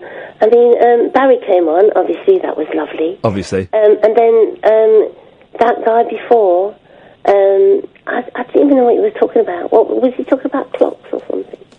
He was talking about... Barry was talking about banks, but I wasn't... If I'm honest, Jessica, I wasn't really listening. I know. I kind of used... Whenever Barry calls in, I kind of use that as a time to just recharge my mental batteries. And then that Gatford guy came on, yes. And I blanked out there too. And I think that PI guy, when he comes on, the first thing to do... I mean, obviously, I'm assuming he's just going to call up. Right. Just say to him, right, get like I don't know, invite people to phone in with their mysteries. Get the best mystery Yeah. that you possibly can. Present it to him, and let's see what he does. But I can't help thinking, from looking at what I saw on his Twitter, that... He'll just compare the ears. Yeah. Yeah, he'll just go... What were the ears like? I need to know what the ears look like before I can proceed with this. I think it's good to have guests, and your topic, it's like Topic City tonight, isn't it? Oh, look, we're getting a critique of the show. Fantastic. No, we've got some guests this week. This week, we've got, I think on Thursday, we've got Miranda Sawyer coming in. Oh, I like her. She's brilliant, and she's written a brilliant book called Out of Time, about midlife crises. It's brilliant. Friday, we've got Limmy coming on. Fair enough. Do you know who Limmy is? He's the Scottish... Oh, you do? Yes. I like Limmy. That was addicted to quack or something. He was, yes. Yeah, I like him. He's good. And then next week... I think, he seems like a nice bloke. He is. I think he's funny. I know he divides people, but I think he's funny. And then next week we got the lead singer from the Young Rascals coming on as well. So we got guests, and I'm going to try and book a few more guests because I want to have a few more guests on. But it's still early days. I do wonder if what this show is, and then I try not to think about it and just let it happen. Honestly, Ian, I'm loving the show. I've listened to you for ages, and this is the best you have ever sounded. I take that as a great compliment, Jessica, because I know you've been listening for ages, and I appreciate that. It's very kind of you. Thank you very much. All right, then. Ta-ta, bye-bye. Hello, Jake. Hip, hip, hip. Hip, hip, hip. How you doing? I'm all right, thank you. Jessica's cheered me up, because I like Jessica, and... yeah, she was nice, wasn't she? She's nice, yes. I found in a while ago, I think I caught the end of you talking about those credit card machines that you type in the little buttons. The PIN Sentry! The PIN Sentry! What the hell is that? Yeah, you type in 6 numbers and then this code comes up and you can log into your bank account, is that right? Well, I type in my PIN number, which is 4 numbers, and then an 8-digit code comes up that means you can log into your bank. How the hell does it work? I don't know, but my boss, his uncle invented it, apparently. Whoa, come on! No. You're kidding me! No, but he kept it top secret. But he died very recently, and he went to the funeral. Oh, here we go. And, go on. Here we go. Sorry, I should have known. All right, I'll step back from the microphone. Away you go. Off you go, Jake. Over to you. No. I've got no more than that, because I think it might be like, like top secret. They're not going to release this stuff because everyone will be just, taking your money, you'll be taking my money. But he lost his mind. It was obviously such a good invention, but he lost his mind, like at the age of 50, and was in a care home for a long time, because it was, that's obviously one of the cleverest things that's ever been done. I'm waiting for the punchline about how they couldn't get get access to the coffin or something. Steady on. We could have let that go, but I've dumped it. This is a yellow card, Jake. You potty mouth fool. Yeah, sorry. First call. First call. First swear. First dump of the night. It's always good to get a dump out of the way. So your boss's uncle. Yes. Invented the pin sentry. I think he was one of 3 people that invented it. And it was such a big undertaking. That it blew his mind? It blew his mind. And also the fact they didn't patent it, so they made no money from it. That's terrifying. But I wonder if the greatest inventors... Darwin's theory of evolution? Yeah, vaguely. Was it Darwin? I've said it out loud. That doesn't sound right. It must have been. Yes. Yeah, Darwin. Charles Darwin. Of course it is. He nicked that. From who? I can't remember the name of the guy. I listened to it on the radio the other day. He nicked it. The bloke that invented televisions, Logie Baird. He nicked that from someone else. I think Edison nicked electricity from someone. They all nicked it from God. Someone had a much cheaper, safer form of electricity that you could wire houses up with, and Edison's was really, really expensive and quite dangerous. But they went with his. Capitalism, my friend. My friend. Do you see?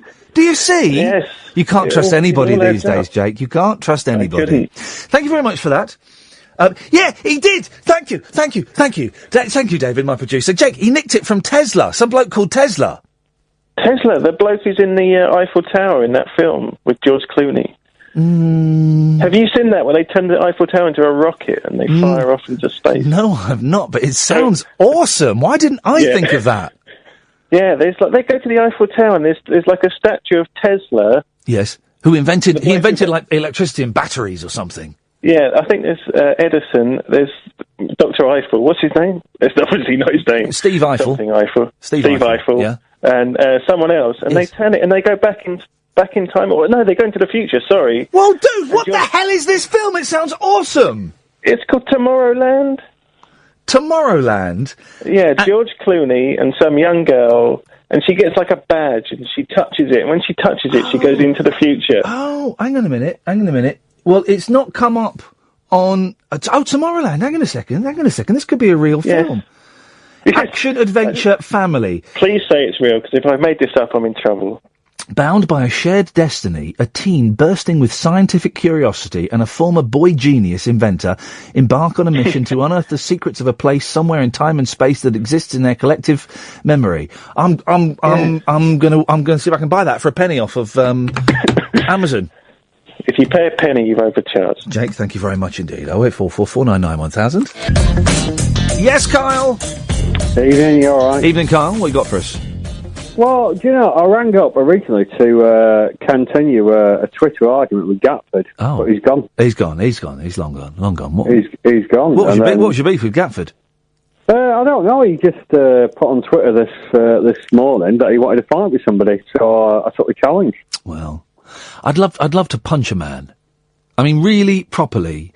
What, Gatford? No, but I'd love to know what it feels like. I've often fantasize is too strong a word, but I've often wondered what it would be like with all my might and without gloves on, with bare knuckle, to punch a man with all of the force I could muster. And it would take 3 punches, because the first 2 I wouldn't be able to do it, but by the 3rd one, I'd be angry. Why would you be angry? Because the first 2 hadn't gone as I liked. When I used to work at LBC, and I had a producer called Agent Chris, and if the show wasn't very good, the way I would get him to energise me, right, and this is still one of my favourite things, I won't let Dave, the producer, do it now, because he's a big lad, but, although I could take it, is for someone, you know, when they punch you and give you a dead arm here, they punch you there. I'd get them to give me a dead arm. Because it's weird, right? Dead arm, if it's done properly, right, and they've got to be a good aim, right, because if they miss and get you in the chest or something, it hurts. A dead arm doesn't actually hurt that much. It's just it's like a Chinese burn. Chinese burn doesn't hurt. But it's a very satisfying feeling of just having a dead arm. And it makes you feel alive. I reckon Kath could do that to you, and I reckon you. Kath has done it. No, Kath has done it. And when I used to work at the other place, me and Kelly used to give each other dead arms, and then I'd get told off for hitting her because she was only 5'1". She asked me to. Nah, Kelly wouldn't go for that. Yeah, she would. I had a terrible thing. I was in. I've had 3 cups of coffee today, which is bad form, and I had one before the show. And it was in Cafe Nero, and there were these 2 girls, and they recognised me, right, from, I don't know, I'm guessing from Big Brother. They recognised me. And they were giggling at me, right, and I moved from one seat to another, because a comfy seat came up, and I just wanted to sit and read. And I moved in, and it was really awkward, and I was picking up my bag, and I was dropping stuff, and they were giggling, right. And then I was sat there, thinking, I hope they go away, because I don't want them to watch me walking out, because I'll be really self-conscious. But then I got a dead leg. Right, and I had to come into work, and I had a dead leg, and I was thinking, oh no, they're going to watch me kind of shuffling along with a dead leg, and they're going to think I look ridiculous. I managed to walk kind of normal, and then I got to the door, and I was pulling the door, and it wasn't opening, because it was a push door, wasn't it? It was a push, not a pull. So I looked like a muppet. Oh, you don't want to do that. These things happen. Never mind. You don't want to do that. Yeah, I did it. I was going to ask you for some advice. Is that all right? Yeah, go on. Well, it's a bit weird, and it's really weird doing it on national radio. Yeah. But what do you do? 2 questions for you. What do you do if, one, you're about to be imminently fired from your job? What do you know? Who have you spoken to? Have you seen Rupert? What has he said?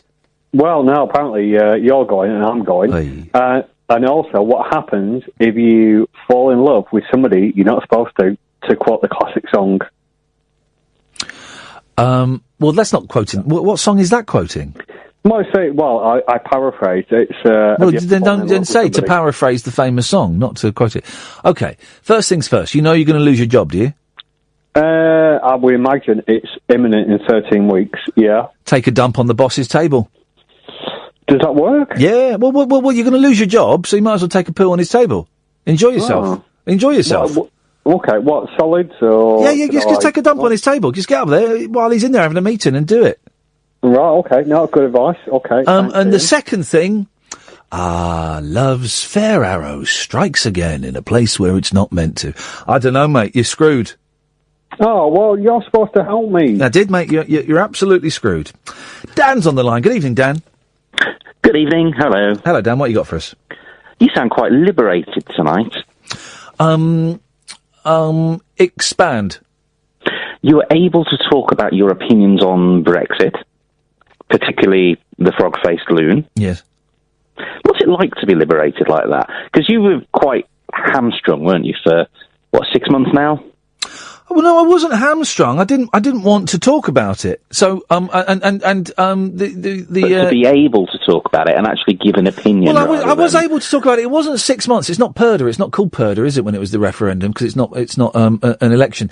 But whatever the word is, it didn't last 6 months. I think it only lasted. Didn't it last 3 months? Maybe 4 months. Or about 3 or 4 months. Yeah. But you would still you wouldn't have been able to say that these people were idiots and tossers. You would actually have to find a reason to say that. But I would have. But up until that period was declared, I would have been able to say that. I just chose not to say. Yeah. I would have been able to say it while this station has been on air. I just chose not to. That's quite interesting. Also, since Kath and Ed were sacked. Yes. Your new producers are quite good. I've been on hold a while. Yeah. Okay. Yeah. Now, one of them actually came on the line and said, "Sorry for the wait, Dan. Are you okay to keep holding?" There we go. You see, that is professional. That's David who's done that. He's excellent. He's got his teeth are too good, but don't worry, we can sort that out. He's talented. He's handsome. He's tall. He's buff. He's everything you'd want from a male producer, Dan. Exactly, and you've been without a male producer for so long. You know what? I think you are better off without Kath. I haven't had a male producer as a permanent fixture for. Well, Davis was the last one, and he was. It was Absolute, wasn't it? Early Absolute. Yeah, so 6-7 years ago, and I mean, we didn't get on particularly well, me and Davis. It has to be said. It was my list of my top 10 favourite producers. Bearing in mind I've only had 8, he comes in at 11. So it was a tough time. It was a tough time. When are we going to get Eloise on? She's posh now. She is posh. Do you know, I haven't spoken to her for ages. We text each other. I'll send her a little text after the show tonight. She doesn't want to come on. And what about Kelly? She doesn't want to come on either. We tried to get her on last week. For those who don't know, these are people that I've worked with in other lives, and I still text them from time to time. They don't want to come on. They don't want to know. Is Dealey allowed on? Dealey, we'll get Dealey on one night. I'm sure we will. He'd be very good on this station. He'd be good on this station, but he loves working for BBC Three Counties Radio. So it's weird because I had this dream last night. I was back at school, and one of the teachers was the woman who shafted me at BBC Three Counties. And I remember I gave her a real piece of my mind. Evans, that was it. I've been on hold that long. Oh yeah, go on. Talking about breakfast show hosts that have got sacked over the years. Evans, I think he was always going to quit after one series. Is he staying is he seeing the whole series of Top Gear out? It's done. It finished last night. That was it. But it only lasted about 6 weeks. It was exactly 6 weeks. It was going to be 8, got cut back to 6. Flipping heck! But before it started broadcasting, it wasn't cut back. It was a few months ago. They said it's only going to be 6 instead of 8. Blimey! I thought he took it on because he was, I suppose you'd say, a useful idiot, because he's bulletproof in terms of his ratings. Yep. If Top Gear fails, which it was always going to, because a certain crowd want Clarkson and his meat, whoever took over, poison chalice. So let's put somebody in who can afford to not run the franchise into the ground, but can take a big old risk with his own career without actually risking anything. Someone tweeted something excellent today. The BBC think Top Gear is a programme about cars. It's not. It was a programme about Clark, May and Hammond. Yeah. And that's what it was. That's what Top Gear was. It's not about cars. It's about those three blokes driving around and being politically incorrect and saying stuff that we're not allowed to say anymore and being obnoxious racists. That's what the show was. But they couldn't dump the show. They had to dump Clarkson. They had no choice. They didn't want to, obviously, but they had to. So let's relaunch the show in the mould that, strictly speaking, it officially is. Yeah. And then let's have somebody who will quit after a series with no effect to his career. News not notwithstanding. Is it LeBlanc? Is LeBlanc going to be doing it next series? Or are they all bailing? They say so. I think he was parachuted in as just to send it a bit to America, but he's very good. Oh, well, there you go. I shall and Iain, watch it. Yes? It's not Dan. What do you mean it's not Dan? Who is this then? It's Noel Edmonds again, I'm sorry. Oh, no! Seriously, this is getting beyond a joke, mate. Can you stop it? I know, it stopped being funny about 3 seconds into the first call, didn't it? No, it stopped being funny in 1978. Can you stop doing your prank calls? No, please. I'm never going to stop. Not until I have bought the BBC and launched my 21st iPod Shuffle radio station. I'm going to find you first, Nolan. I'm going to punch you in the nose. Yes, Bruce, good evening. Hip hop hip. Hip hop hippity hop. How are we doing, sir? Yeah, good, thank you, mate. What you got for us? Good. Well, first of all, I feel a bit bad saying it now after the last caller, but I've got to agree. These new producers you've got, they're top. Yep, they're really good. They are tippity top tops. Yes, they certainly are. Well, this is why Murdoch is so powerful, because Murdoch picks the best, and he's certainly picked the best in. It's a real pleasure to be working with these guys. Yes, I can completely understand. Yes. I've seen The Imposter. It's very good. Yeah. So, this is everyone's homework for Film Rig. I'm hoping we're going to do it next Monday. I'm just waiting back from Charlie Parker, the private eye in the movie, to make sure he can do next Monday. But go and watch The Imposter. It's on YouTube. I've just tweeted a link to it on Vimeo, so you can watch it for free. It's a brilliant documentary. Did you enjoy it? I did. I mean, to be fair, I'll watch it again because it's been about 2 or 3 years since I watched it. Yeah. But yeah, some documentaries are just completely gripping from start to finish, and this is one of them. Even though it was probably a little bit predictable in some ways, didn't stop it being as captivating as it was. Did you find it predictable? At every corner, my mind was and this is the joy of Film Ring, right? Because we're not all when I tweeted I was going to do it, I had some people go, "Oh, brilliant," and some people going, "Oh, that film's rubbish." So this is the joy of it: there is no right or wrong answer. But I found every corner of it completely blew my mind. Oh, when I say that, I mean like the outcome. I could kind of see coming country mile, but yeah, absolutely the twists and turns. I didn't see all of those coming. Just the kind of final outcome, really. Yeah. But no, brilliant documentary. You talked about Lenny Henry earlier. Yes. And it reminded me because we're too young to talk about where we were when we heard JFK got shot. Yes. Or where Elvis died. Where were you when you heard Lenny Henry had made a film where he whites up? Is that what you're going to say? No. Oh. Where were you when you found out Lenny Henry was no longer funny? Because I think it was just after Chef. I think it was Chef was a drama, wasn't it? It was a kind of comedy drama. It was a time when they were just starting to kind of go down that route. Do you remember they used to use a word, a dramedy? Do you remember that? Yeah. Dramedy. It's a cross between a drama and a comedy. So if people don't laugh too much, they can go, oh, it's drama. And if they do laugh, go, oh, yeah, it's comedy, dramedy. I think it was before then. The last funny thing I remember him doing was the Delbert Wilkins radio show, where he was Delbert Wilkins.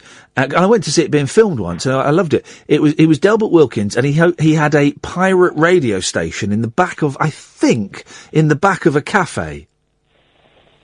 Okay. I think. And that must have been 1983, was that? God, I'm scratching in the back of my memory there with that one. Well, I mean, the thing is, I remember him being funny towards the late 80s, but that was really about it. But, just somebody who I remember being really, really funny, and it's just gone the biggest downward spiral. I don't know. I don't know if I'd ever describe Lenny at any point in his career as really, really funny. I mean, okay, that was funny, but I was 9, and anybody doing silly voices, long drawn out words is funny. Theophilus P. Wildebeest was never funny. That was always just awful. I mean, he was funny in Three of a Kind. And Tiswas. I wasn't allowed to watch Tiswas. It was BBC. Yeah, we had to watch Swap Shop. Yeah. Middle class. We had we were working class, but my mum had aspirations for us to be middle class, you see. So that's why. But I don't think I've never quite got the Lenny Henry thing, to be honest. No, I think he's a bit overrated. You mentioned Sir Lenny Henry to you now, boy. Sir Lenny Henry. Oh, he's not like a Sir Ben Kingsley, is he? Yeah, he's Sir Lenny Henry now. Do you know? Have you ever heard about? I know people that work with Ben Kingsley, and you can't call him Ben. He says, "My name is 3 letters, and it's Sir." Oh, flipping heck! Yeah. Doesn't surprise me. On film sets, I don't know about elsewhere. At the top of the show, Ben! Oi, Ben! Do your Gandhi. Go on. My name is Sir. All right, go on, sir. Do your Gandhi, sir. Go on. Let's have your Gandhi. To be fair, I heard that story on the set of Thunderbirds, and I wonder he was probably a bit nuts. Yes, well, but, bless him. Did you mention earlier you wanted to talk about Batman? Oh yeah, I tell you why, right? Because again, I made 2 impulse purchases in the coffee shop tonight. Right, one, they were playing Half a World Away by Oasis, so I bought Oasis: The Master Plan for 19 pence. Then there was a group of girls. They were 4 girls, and they were no older than 10. They were there with their dad. And they started singing, Batman. And I thought, ooh. And I remembered that about last year or 2 years ago, Batman came out on Blu-ray, right? And it was about 150 quid. And I thought, oh, I'm going to have a little look. And I'm going to see if they've reduced the price. And they hadn't. The deluxe set with all the extras and the toy car and all of that stuff is still 150 quid. But. You can buy all of the episodes, right, for 32 quid on Blu-ray. On Blu-ray. Now, there is a downside, right? It's on Amazon UK. It's an Italian release. So the box is in Italian. But, according to all of the reviews, The menus and all the episodes are in English. It's just the box that's in Italian. I thought, beautiful. 32 quid, right? Including postage. So I bought that. And I was thinking, I wonder if, because the boys know Batman from the cartoons. They don't know it from anything else. And I'm wondering if the boys will dig Batman from 1966 to 1968. Now, also this month, coming very soon, I can't wait, I've got the Monkees remastered episodes on Blu-ray coming. So it's two things from the same era. And I'm just wondering, I'm going to sit down and I'm going to enjoy Batman. I'm going to whack it on, right? And I wonder if the boys will get it, or if they'll think it's too hokey. Well, it was always too hokey. We always thought it was too hokey. I don't, because I mean, the thing is, it was a very strange time for me, because I remember watching Batman in the 80s. Yeah. Early 80s. Yeah. And so that was my first exposure. And then 89, we had Tim Burton's Batman. Yeah. But you know what? And I think maybe it could have been down to my age. I was probably about 8 at the time, something like that. But I found both to be enjoyable in their own ways. Yeah. And to be honest, even watching, because one of the ITV channels shows Batman nowadays, and obviously a few years ago, and even catching the odd episode, still found myself quite drawn into it. Yeah. It's a different way of doing Batman, but I don't think that stops it being enjoyable. I if that remember, makes sense. and also, let's be honest, Julie Newmar as the original Catwoman, flipping heck, man. I mean, I don't like this show being dragged down to the gutter, but flipping heck, Julie Newmar in that outfit, God, I mean, oish. I became a man watching her. You know, it's funny because I think when I was watching Batman, I was probably a bit too young for that. But when Batman Returns came out, Michelle Pfeiffer was, I think, my first proper crush in that way. Yeah, yeah. So it's quite funny that we're talking about two different Catwomen from two different eras. The impact was the same. I was too young, because in the series there had loads of different people play Catwoman. There's Julie Newmar, there was Eartha Kitt. Did Joan Collins play Catwoman in the series once? I want to say she played Cleopatra, but maybe I that was think it. Completely wrong. But there was a third. I'm sure there was a third Catwoman, also Batgirl. But I was too young for Catwoman. But it stirred something within me. It stirred something within me. And Julie Newmar is just, I mean, wow, what a stunning woman she was, guys. Wowzers. Oh, absolutely. What a woman. One quick thing before I go, because I know I'm taking up a lot of time. I would listen to the Unknown Stuntman earlier. Yes. And the first line of the song is it rumours about Farrah? I'm not the kind to kiss and tell, but I've been seen with Farrah. That's it. You know what? It was only tonight, and I've heard that song so many times, but only tonight I thought, hang on, at the time of him recording that song, they were married, weren't they? Yes, they were, ladies and gentlemen, I just saw it as she was a hot woman of that time. But of course, I forgot they were actually a couple. Here we go. This is a phone in for the next hour. People who have sung songs about their wives. Bonus point if they actually mention the wife's name in the song. Something by George Harrison is about Patty Boyd, who is his wife, as was Wonderful Tonight by Eric Clapton was about his wife, Patty Boyd. Yes. Yeah. But any songs where they mention the wife's name. We'll put it out there, Bruce. 0844 499 1000 is the phone number. Claire! Hello. You just stipulated that they had to mention the name, and the Cure Pictures of You doesn't mention her name, but it's definitely about his wife. Well, I'm saying you get a bonus point if the name is mentioned in there. I don't think it is.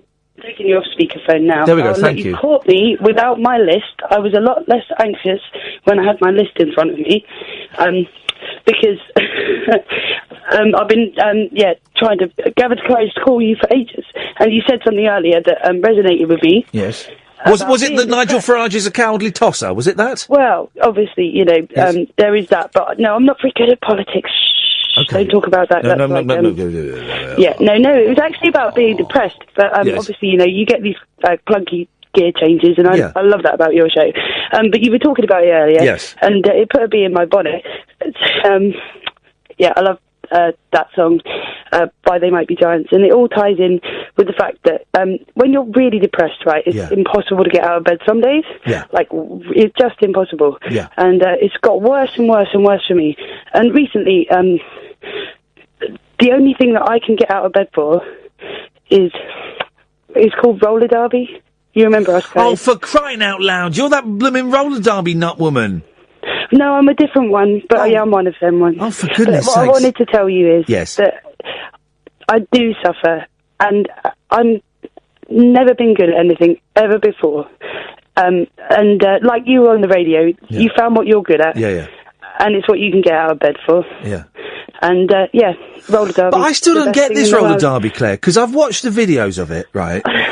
And it's just you knocking 7 bells of whatever out of each other, isn't it? I could try and explain it really quickly, because I'm head of coaching this year, so I should be able to do this. Explain it. I'm the ball. I wear a star on my head, and what I do, it's like rugby. I draw out their defenders, and I make them leave gaps in their defence, and I run through it, and I score points as I do that. And my blockers help me to do that whilst they're defending the opposing jammer. That's what we're called. I'm a bad man, a jammer. So there are some amazing songs about roller derby. Roller Derby Girl, I think it's called. Check it out. Yeah. I don't do Twitter, so I can't tweet you links, and I know you don't look at Facebook. I don't click links. Well, this is the thing, you see, I don't even have a Twitter. Well, I do, but I don't have the app for it, so I rarely look at that. Who sings Roller Derby Girl, then? I'd love to be able to tell you. It's on my playlist, but I can't tell you when I'm looking. I can't look at it while I'm talking to you. Wow. Kung Fu Elliot, Revelation. Yeah. I was watching it alone I did call porn early on because you kind of recognise the scene set up, right? Yes. But then I was like, well, actually, I saw her face and the anger, and so either she's a really good actress or, We are going to have in August. One Sunday night, we're going to have a night where we hire a little cinema or a little room, and we're going to invite people to come along and sell tickets, and we're going to show outtakes from Kung Fu Elliot. We're going to show They Killed My Cat, and we're going to have a live Q&A with the directors. There may well be a couple of roller derby girls at that. Brilliant. Yeah, we're quite interested. Brilliant. We've definitely enjoyed that. There's a couple of other things I just wanted to say. Really, you got 20 seconds. Matter of Life and Death. Everybody go home and watch that. The David Niven film. Everyone was talking. Beautiful. If you haven't seen it, I swear to God. And Adam Buxton and Scroobius Phipps podcast. If I hadn't listened to yours, I wouldn't have listened to theirs. Thank you very much. Claire, thank you very much indeed. Of course, we've just been reminded by Oh Yoko by John Lennon is a song about his missus, and he mentions her name in it. 0844 499 1000. Talk Radio. Now is an excellent time to call because Straight to Air has gone for a while anyway. So Sam, stay there. 0844 499 is 0844 499 1000. That's it. I knew there were some more numbers at the end. Is the phone number. I'm Iain Lee. This is Talk Radio, and we'll talk after the news. Late night, Iain Lee on Talk Radio. We have ways of making you talk.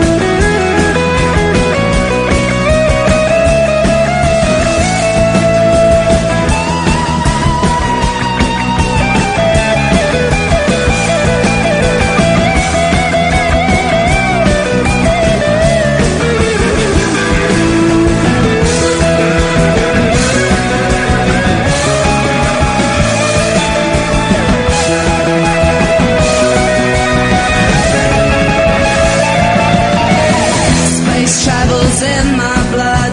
There ain't nothing I can do about it.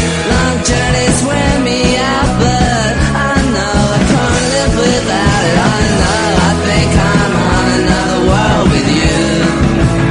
With you, I'm on another planet with you. With you, another girl who's loving you now. Another planet who's holding you down. Another planet. 0844 499 1000. So, no more straight to air. At least not for a while, and I think that's the way to go. You can have too much of a good thing, and I was relying on it a little bit too much to kind of... By getting rid of straight to air, I have to work a little bit harder, you see? And I need to work a little bit harder to up my game. So, if you give us a call now, 0844 499 1000, you will speak to Dave, and he will take your number, and he will call you back. Sam's on the line. Yes, Sam? Hello, you okay? Yeah, I'm good, Sam. What you got for us? Couple of things. The first thing is Dave is fantastic. He's pretty decent. Yeah, decent guy, down to earth. Yep, as my tweet said, Murdoch done good. I never thought I'd say that, but I just did. A while ago, on the show, you in the show, you were talking about Nigel Farage, and again, as my tweet said, I just want to say thank you for saying that, because it kind of spoke everyone's mind, a lot of people's minds. Well, hang on a minute. I didn't speak everyone's mind at all, because there's a lot of people that think that don't see him for the obnoxious, fascist, racist that he obviously is. They see him as a man who speaks for the common man, who says what we're all thinking, and has achieved something great. He's not achieved anything great. He's completely screwed up this entire country, and then he's ran off because he doesn't want anything to do with it. Here's the thing. I bet he's done a deal with one of the Tory leader hopefuls. I don't know which one. I can't work out which one. It won't be Stephen Crabb. It won't be Stephen Crabb, because Crabb hasn't got a chance, right?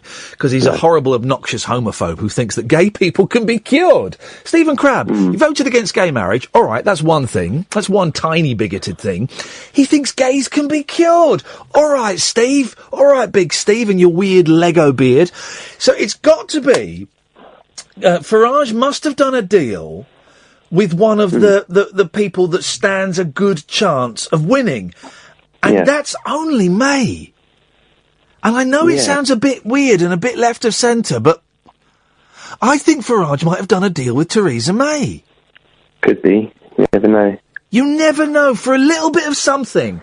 A little bit of something. There's more going on than meets the eye, right? None of these people do anything unless it will benefit them. And for Farage to step down, and by the way, Boris Johnson ain't going to stand for Prime Minister now. He ain't going to stand for it now. He will do one day.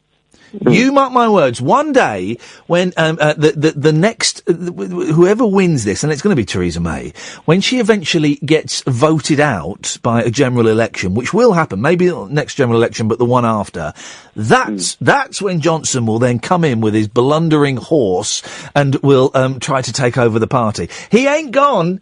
Johnson ain't gone. It just ain't in his interest to run for Prime Minister now. Just planning it, figuring it all out. He's because he's a slimy little so-and-so.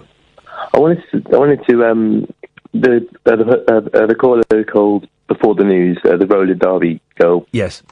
Person. Yes. I'm not depressed right now, but obviously I've gone through terrible times and horrible feelings and stuff. And YouTube has been the one thing for me personally that has kept me not going alive or whatever, but it's one thing that I put all my effort into, and I wake up in the morning and I'm like, I'm going to do a video today. But recently, my mental health has kind of not spiraled out of control, obviously, but I've got confidence to do this. But I watched Orange is the New Black, which is fantastic, but I watched 4 seasons in 4 days. You binge watched that whole thing, blimey! I know, and it's like all that time, laying in bed just watching it, and not having much of a social life. Well, I haven't got one anyway. but that's kind of completely killed my motivation to do anything. And it's weird because I'm like 500 subscribers away from 10,000 subscribers, which is a massive, like milestone. Yeah. But obviously, not having any motivation terrifies me because I'm like, I should just go for it and make decent videos. But I guess the point I'm trying to make is, what do you do when you have a creative block? Or I don't know. Well, a creative block is different from having no motivation to get out of bed. Yeah, I get you there. Yeah. The thing is, I can't. The thing is with me, in terms of creative block, and let's focus on that as opposed to not being able to see any light in the world because you're so depressed you want to jump off a tall building, which I have had. I can't. If I have a creative block, it's tough because I have to come in and I have to perform and create for 3 hours a day. So if I have a block, I have to revert to I kind of have a template. I kind of have a default robot mode, right, where I can do a 3-hour show easily. Might not be any good, but I can do it. And that's what I have to revert to. So I have to perform like a monkey 3 hours a day, 5 days a week. Otherwise I don't get paid. Yeah. I in terms of creative blocks, I don't know. I don't know because I'm in a blessed stroke cursed position where I can't have a creative block, or if I do, I have to fake it to make it. There you go, fake it to make it. That's what you need to do. That's what a suggestion. I remember that. Fake it to make it. It's strange because obviously, like, I haven't got a routine when it comes to videos. I make a video whenever I want. And this week I've made a pledge to myself and my subscribers that I will do a video every day for a week about starting on YouTube, because it will give me pride and pleasure knowing that I've inspired people to do something that they might enjoy in the future and connect other people with like a sort of butterfly effect, a kind of like dominoes kind of thing. Yeah. And I just want to, like, if there's people out there who are struggling, find your thing, and whether it's drawing, whether it's talking to a camera for 5 minutes and then editing it, whatever. Well, I always add the caveat when you say that to people, if that's right for you, because for some people, hearing that, and I know this is now you intending it, but I just want to take the pressure off anybody. Some people hearing that find your thing. I'm really trying not to say you should do this, you should do that, because you shouldn't. And I'm not talking to you personally. I'm talking to the invisible person in front of me. You shouldn't do anything but apart from what feels groovy for you. And to say to some people, well, you should try and find the thing that makes you feel this or makes you feel that.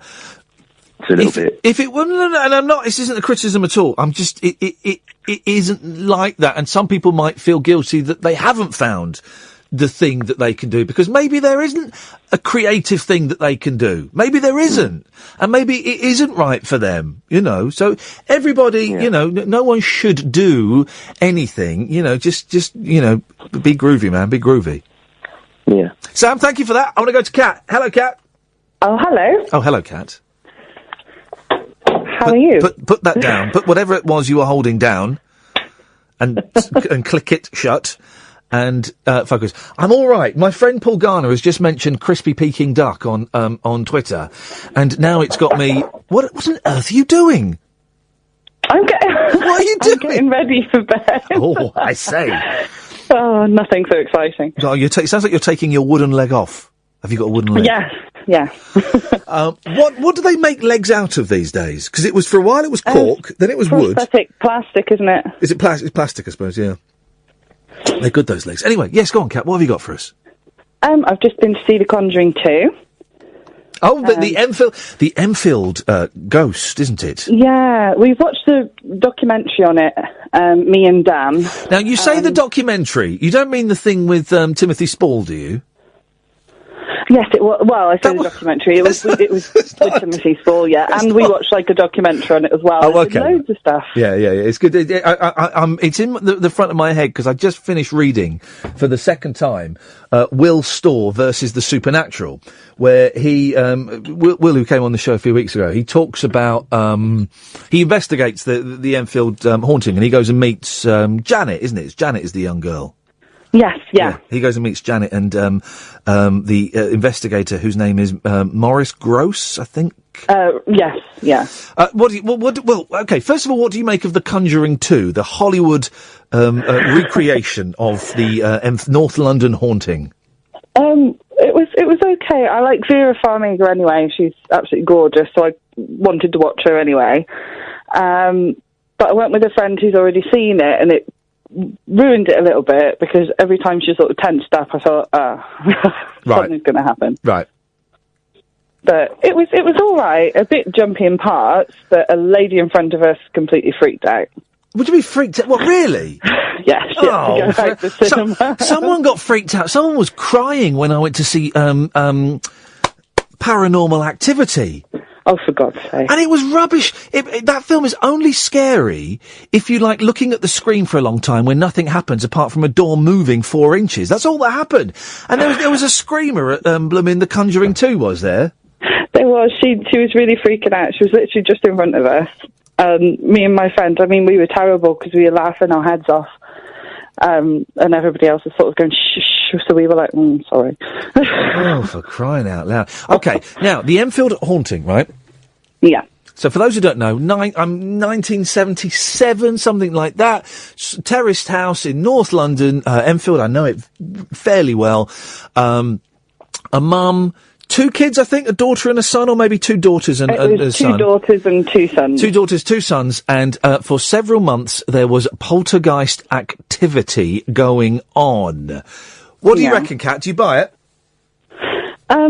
No, they were sort of towards the end of the film. They were playing your original recordings and stuff. I'm Bill. Bill. I'm gonna poo down your neck.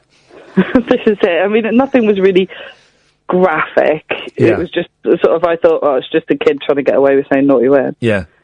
So you don't buy it at all?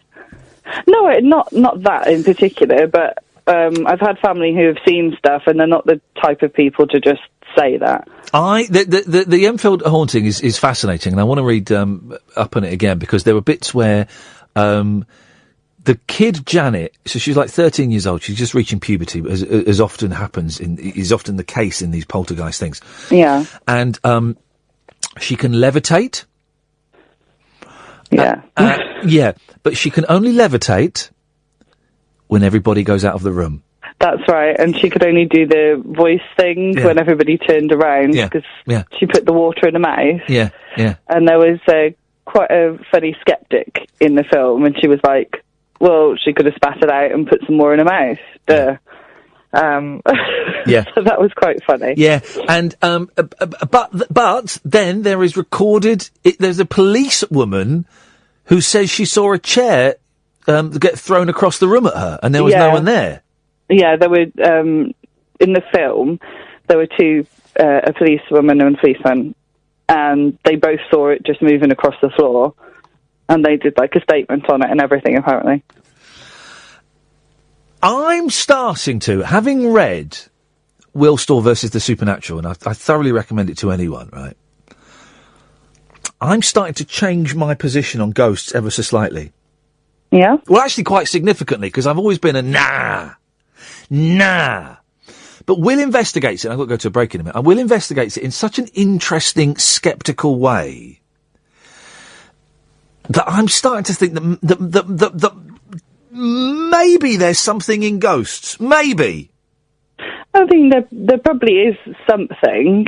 Like I say, we had my nan passed away now, but she had an old-fashioned stove where you had to put the kettle on top of the stove to heat it. Yeah. And the kettle moved and put itself on the floor, and she swore blind to up until the day she died, that happened. And she was like not the type of person to say that would happen, and when it didn't, and she was absolutely terrified. She moved house and everything. Yeah. Kat, thank you for that. You give me a lot to think about, and I've been meaning to do that for a while. Thank you very much indeed. Jerry, stay there. Come to you in a second. It could be your turn soon, dear listener. 0844 499 1000. Straight to air has gone, I'm afraid, guys. I have taken the football and I have stabbed it with a very sharp knife. So if you call up now, you speak to Dave and he'll give you a call back. 0844 499 1000.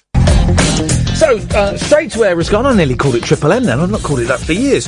You can give us a call, though. 0844 499 1000 is the phone number. We call you back. What have we been talking about tonight? Farage and Johnson being slimy little self-serving toe rags. I bet you... Stay there, Jerry. Come to you in a second. I bet you Farage has done a deal with... Theresa May, would it be her, really? It's so left field that he would do a deal with her that it could be possible.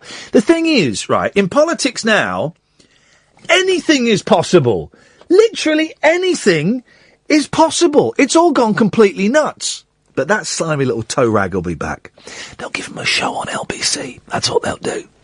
He'll be on there doing weekends.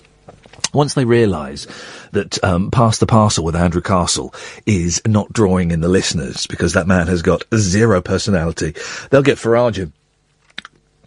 Give me a call and tell me about your parking tickets and the nationality of the person that gave it to you.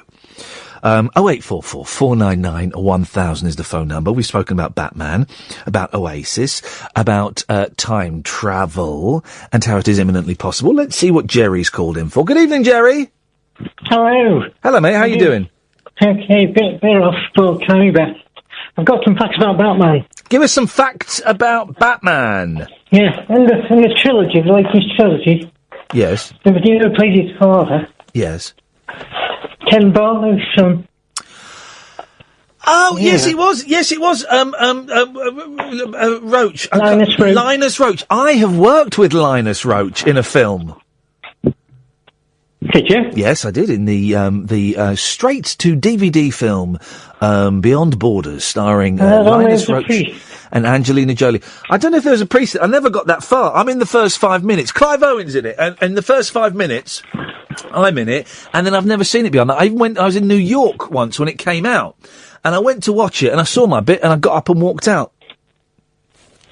So Linus Roach, excellent, yes? There's another Catwoman in the film. There's another Catwoman just in the film. There's a cat wee. Hang on a minute. I'm struggling to understand you a bit tonight, Jerry. There's a cat weeing in the cupboard. No, I was still off. Oh, blimey. No, sorry. My cat Velvet now lives. She kind of lives in the bedroom with me because we've got the dog. So she she doesn't really go out very often anymore, and so we have a litter tray up in the bedroom. And I don't know if you've ever heard a cat... Thank you, David. Here comes the mail. I don't know if you've ever heard a cat urinate, Jerry. And I've got a loud stream. Very, very loud. Powerful. Very... The spray, the force of urine from a cat is unlike anything else known to man. It's like... Boris Johnson bought those water cannons. It sounds like one of those bad boys. So nice of Farage. He's definitely on the move. Yeah, exactly. Go on, what was the other thing? I said there was another Catwoman from the film, from the Batman film. There was Rocking Horse Poo was in the Batman film, did you say? And Delvin Wilkins, but he can make for Winston, Brixton Broadcasting Corporation. Say that again, Jerry. Your voice is a little bit all over the shop tonight, so I'm struggling. No, don't apologise. It's not your fault you got Parkinson's. But go on, say it again. Albert Wilkins and the battery captain, his mate was called Winston. Brixton Broadcasting Corporation. Oh, I see. Yes, of course, the Brixton Broadcasting Corporation. Of course it was, Delbert Wilkins. That was the last funny thing that Lenny Henry did, wasn't it? But it's very funny. Watch it on YouTube, it's not very funny. Well, the thing is, everything's on YouTube these days. You can get any old rubbish. I think the BBC can't. There isn't a store of past episodes where you can buy DVDs for people in license.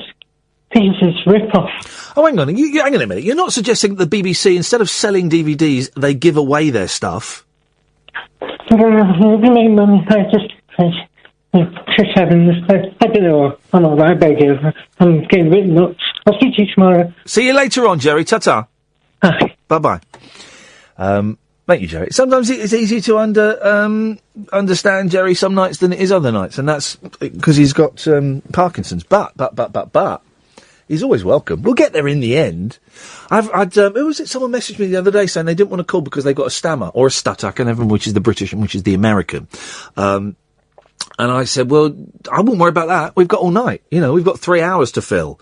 So, if that's and they decided they didn't want to call in, and that's fine, and that's fair enough. But if you think that because of that, you know, whatever you've got a problem with your speech or something, that we don't want to hear you, think again, guys. Anybody can come on. We'll get there. We get there eventually. It might take a little bit longer, but we kind of get there, eventually. 0844. Now we're into uncharted territory, dear listener. Now we're into the uncharted territory where, there's no straight to air. So it's just me sat here for the next 30 minutes. We've done half an hour already with it, which is cool. But 30 minutes where we may not get any phone calls. It's all right, isn't it? Hey, that's all right, because I've got a stack of newspapers eventually. And we'll just sit and talk and see what happens. If you want to call in, someone's just asked on, what do they call the thing with the messages? Twitter. What are the topics? No, there's no topics. You can call in about anything you want to call in about, you know. Jerry there was giving us some random facts about Batman. And Linus Roach. Yes, the movie I made with Linus Roach was in, we filmed it in Canada, Montreal. It was a bloody awful film. I mean, absolutely awful. But Angelina Jolie was in it, and she made a point of coming over to me, at one point. This was kind of her foray into serious movies. She was doing all the Tomb Raider stuff, and this was her serious movie. And she made a point of coming over to me, and I was talking to this old woman who was one of the extras, right, French-Canadian. And I was talking, and I could see that Angelina Jolie was stood behind me wanting to talk to me. And I was just thinking, oh, shut up, hurry up. I want to turn and talk to Angelina Jolie. And if I don't turn quickly, she's going to go, because she's like a big star. And eventually I did a turn round, and she went, I just want to say, Ian, I think what you're doing is really funny. And when I went to say goodnight to her at the end of the shooting, it was a night shoot, she kissed me on both cheeks, ladies and gentlemen. Thank you very much indeed. 0844 499 1000. And Paul Garner is listening. Good evening, Paul. We should get you on one night, Paul, if you want to come on. He's a brilliant comedy writer. He used to write for me in the 11 o'clock show. He got fired from the 11 o'clock show for being too racist. Wow. But he's a brilliant writer. He's written for everybody, Jimmy Carr and Ali G and Ricky and all. He's written for everybody, right? And he's brilliant. And he's also, he's presented a couple of shows, not presented, but he's been in a couple of shows. The pilot show, which if you've not seen is just flipping wonderful, where, basically they film, pilots are when you film like a one-off show, and then try and sell it to TV stations. And Garner did it. Stay there, CJ, come to you in a second. Garner filmed loads of ridiculous pilot shows with celebrities like Dean Gaffney and people like that. And they didn't realise that what they were appearing in was absolute complete balls. And it's wonderful. It's hilarious. I wonder if that's on YouTube. I'll have to have a little look. And he's reminding me that he helped, in this Beyond Borders, in this film with Angelina Jolie, I was a stand-up comedian in 1984, I think it was, and he helped me write a stand-up comedy routine as though it was 1984. And one of the jokes was, Phil Collins is in a lot of trouble. It turns out that his drum solo in the Feed the World song translates as to I've just eaten a sodding great pie, ha ha. Something like that. It was that kind of stuff. And Paul, thank you for helping start my film career. No straight to air tonight. 0844 499 1000. Call up and you'll speak to David. He'll call you back. Yes, CJ. Good morning. Good morning. I've only just started listening to the show, to be quite honest with you. Oh, well, now, when you say just, do you mean like just in the last couple of minutes or in the last... Wednesday. Wednesday. First time I started listening to the show. Oh, nice one. What do you make of it? Well, the moment I tuned in was when you were doing straight to air. Oh. So, I was sat here for a bit going, okay, this is confusing. Yeah. But then I thought, I'll listen again tomorrow. And yeah, it's fantastic. It's a great show. Oh, nice one, CJ. What do you normally listen to? Are you a normal nighttime radio listener? I used to listen to Talk Sport back in the old days. Well, when it was Talk Radio. Oh, okay. With, so, what, James Whale or Ian Collins? James Whale and Ian Collins and the legendary Mike Dickin, of course. You love Mike Stickin, of course, yes. Oh, yeah, it's a fantastic presenter. Yeah. Yeah, the reason I wanted to call in, I'm actually going on radio in Manchester on Thursday. What are you doing on radio in Manchester on Thursday? Well, I'm promoting a charity event that I'm doing in Stockport. Oh, right. And I was just wondering if you had any sort of tips to sort of suggest to me about going on the radio, because I've not done it before. Well, until now. Well, you're doing it now, so... I know, yeah. Call it a practice run, I suppose. Are you going to actually go and sit in the studio and do it? Go and sit in the studio. It's easy. I mean, the thing is, it's easy. And what will happen, CJ, is you'll do it, and you'll be dreading it, and you'll be nervous, and then it'll be over like that. And you'll go, is that it? You know, and you could be in there, you could be in there for 20 minutes, half an hour, and they'll go, well, thanks very much for coming in, and coming up next, and you'll be thinking, is that it? It will fly by. The thing is, gosh, tips, I'm trying to remember back one of the first times I went in the studio. Just treat it as a chat. Yeah. Don't do a radio, like we're talking now, right? And if the host is any good, they will make you feel at ease. That's the host's job, is to make you relax.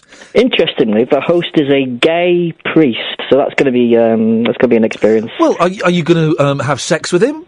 Well, if he asks. Well, there you go. Well, the chance will be a fine thing. There you go. You see, you can have sex with him, and then you can ask him to forgive you for your sins of being homosexual. I'm joking, of course. Anyone who knows my career will know that I'm joking. Oh, did you like my poster, by the way? I tweeted at you before. Hang on, which poster? Which poster? It's the one with a picture of you holding two logos in your hand. Oh, was that you? Yes, I retweeted. That was about an hour ago or something, wasn't it? Yeah. Yeah, that was brilliant. Thank you for that. That was superb. You were literally saying at the moment that I wish my advertising team did more for me on the new posters. Well, you've done... All right, okay, there you go. Have that straight away. CJ, let me go back to what you were talking about being a nighttime radio listener, because obviously the original talk radio ended, I don't know, years ago, and became talk sport. So what have you been listening to recently then? Manchester radio, mainly. Who does late nights on Manchester radio? Oh, a chap called... Oh, damn, I can't remember his name. Can't be that good if I can't remember his name. Well, there you go, you see. There you go, you see.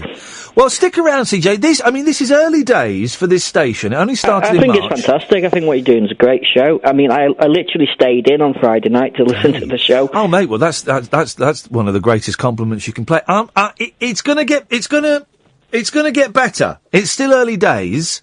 I did have an argument about talk radio in the taxi this afternoon, of course. Oh, yeah, go on, why? The taxi driver, I was asking what sort of radios he listened to, and he mentioned Talk Sport, and he called it Talk, SHITE, and I thought, wait, listen, mate, listen, it's a bit harsh, isn't it?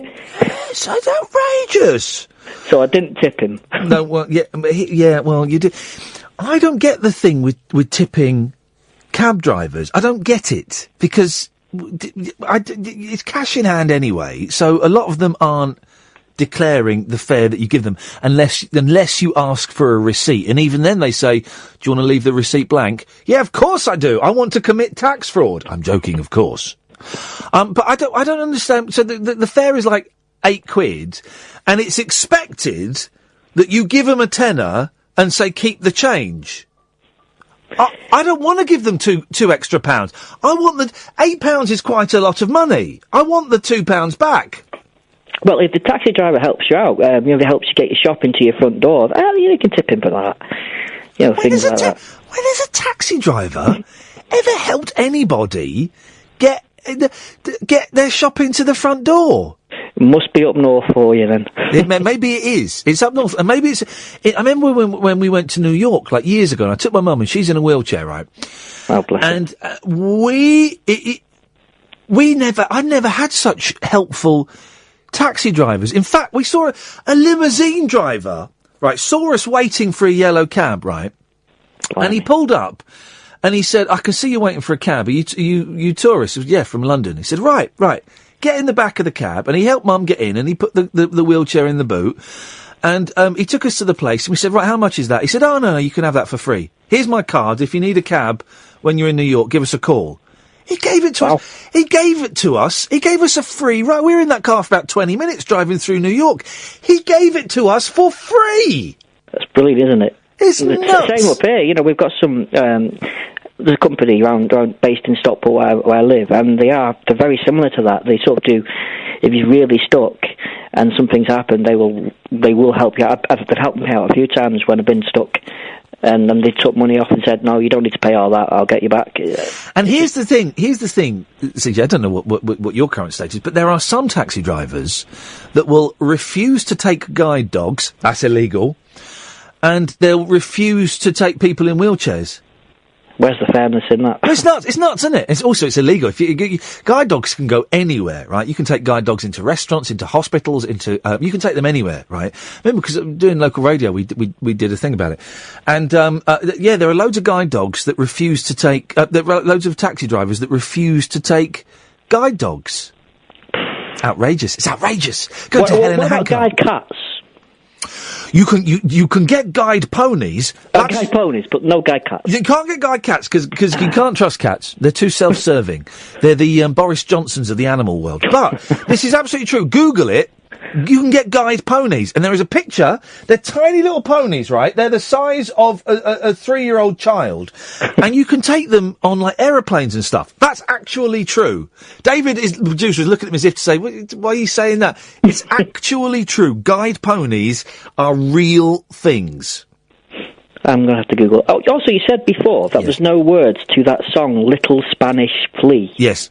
I googled that, and there's a whole bloody lyrics to it, and songs and tune and everything to it, and I thought, what's going on here? Yeah, well, I wonder if those lyrics came afterwards. You know that there are lyrics to the Hawaii 5-0 theme tune? No, I didn't know that. Yeah, well, I tell you what I do, CJ, keep listening, because we'll have a break and I'll play it. You can write lyrics to anything these days.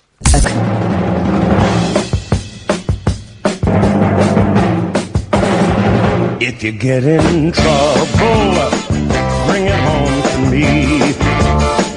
Whether I am near you or across the sea, I will think of something to do. I'll be on the lookout for you, and I'll find you. You can count on me. And don't you let 'em get you up against the wall, 'cause I'll be there to catch you, and I won't let you fall. Call me if they hit you below.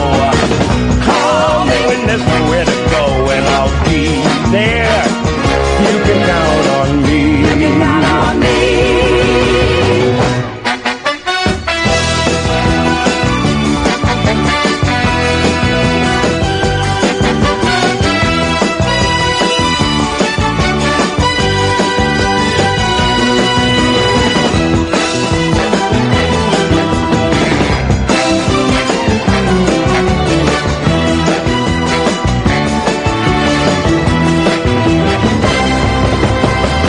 And if they all desert you and you start to bend, you know I won't let them hurt you, and I don't pretend. Don't call if you got nothing to say. Don't call me if you just want to play, but call me on Devil's Day. You can count on me. You can count on. You can count on, you can count on, you can count on me. I'm just trying to message a woman in America because I got this record company and this woman's saying, can you sell me one of the records that you've got? I'm going, we've sold out. Well, can you sell? I've got 10 and I can't, no, guys, I can't help. Can't help you with that. 0844 499 1000. Sammy Davis Jr. literally just making up words to the Hawaii 5-0 theme tune. Isn't that nuts? Isn't that nuts? 0844 499 1000 is the telephone number. Game, Set and Flash. Ooh, I say. That's actually the headline in The Sun, which is the worst, which is the best newspaper in Britain today. Thank you, Mr. Murdoch, sir. BBC revels in bum shots. this coming from the Sun, right? That all it is based on is bum and boob shots. And again, this is another one of those stories, right? 0844 499 1000 is the phone number. Another 15 minutes of the show before the two mics come on. So if you want to call, now would be an excellent time. But this is another one of those stories, I can tell just by glancing at it, that is made up by some no-mark journo who's just been on Twitter over the weekend. It's those stories that's made up just because someone tweeted something on Twitter. And I can tell that because they've got a little cutout box of someone called Sue_Simmons, who's tweeted, I think some shots are replayed in slow motion just for the knickers and buttocks. But let's read the story. Maybe we're doing them a great disservice. The BBC faced a Wimbledon backlash yesterday. By the way, has anybody celebrated the unsung heroes of Wimbledon, the ball boys and ball girls yet? No? That happens normally about day 3 of week 2, doesn't it? A big hurrah for the unsung heroes of Wimbledon, the ball boys and they're sung all the flipping time. They're constantly being sung, those guys. Stuff them, I say. Stuff the ball boys and the ball girls. Up theirs. Not literally, that would be completely inappropriate, but the BBC faced a Wimbledon backlash yesterday. This is by Lucy Jones, who is the TV reporter. But this isn't reporting on TV. For focusing on knickers and bums. Angry tennis lovers slammed close-ups of women players' undies and accused the Beebs cameras of leering when skirts flap up. Quaw, not half. The storm followed uproar last week when commentator Pass the Parcel with Andrew Castle made drooling comments about the girlfriend of Brit player Marcus Willis. Now, I'm not a fan of Andrew Castle. I think he is easily one of the most soulless, personality-less broadcasters this country has to offer. He was awful on GMTV. He's worse when he's on the radio, and I've never heard him on tennis because I don't watch the tennis. But I did read the comment he made. And have I got this right? Correct me if I'm wrong, dear caller. 0844 499 1000. All he said was, right, so this tennis player's got a fit girlfriend who's a dentist. All he said was, I wish my dentist looked like that. I think. Isn't it? Is that all I said? Is that all he said? I wish my dentist looked like that. I mean, alright, in the great scheme of things, we're all supposed to be enlightened. And we're not supposed to be sexist and leering, but it wasn't exactly. When I read the headline about leering and Pass the Parcel with Andrew Castle, I thought he'd done something like "Quaw, give her one." He said something like that. Now that would have been inappropriate, but he didn't. He just said, "I wish my dentist looked like that." I mean, it's not brilliant, but then again, it's not exactly the worst thing in the world. So I would hardly call them drooling comments. Viewer Sally Ann McCarthy was among those who accused the BBC of continuing to ogle. She said online on Twitter, you see, stories sourced from Twitter. Did we really need a slow-mo close-up of the girl in the dress jumping up and down?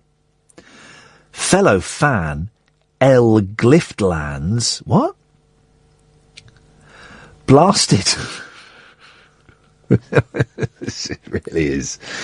I can hear a barrel being scraped. This, by the way, this story, you couldn't make this up, right? This story is on page 3 of The Sun. Next to a girl, she's got nipples covered, but a girl in her bra and pants. So The Sun is having a pop at the BBC for gratuitous bum shots, and they're doing it on page 3? Really? What a brilliant decision, Mr. Murdoch. Fellow fan L. Gliftlands blasted a blatant close-up butt shot of Canadian star Eugenie Bouchard, 22.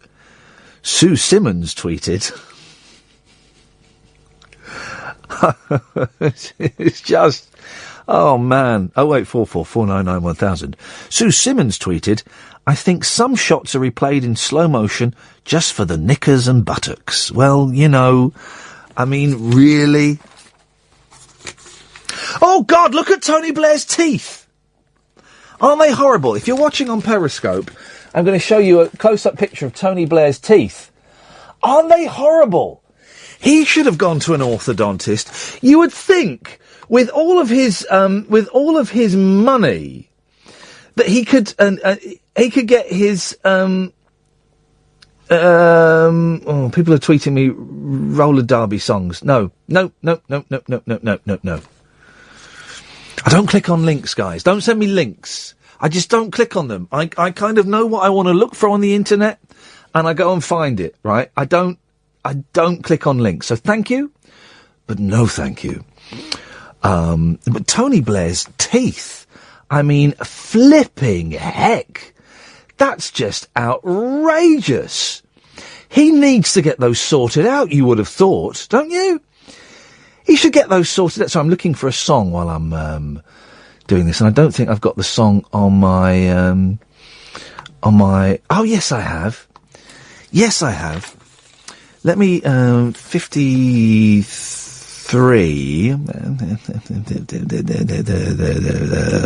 47. There we go, 53, 47. Let's see if that back counting works, shall we? We'll play that. We'll end on that one. Oh, blimey, it's nearly 53, 47. 53, 54, 55, 56, 57.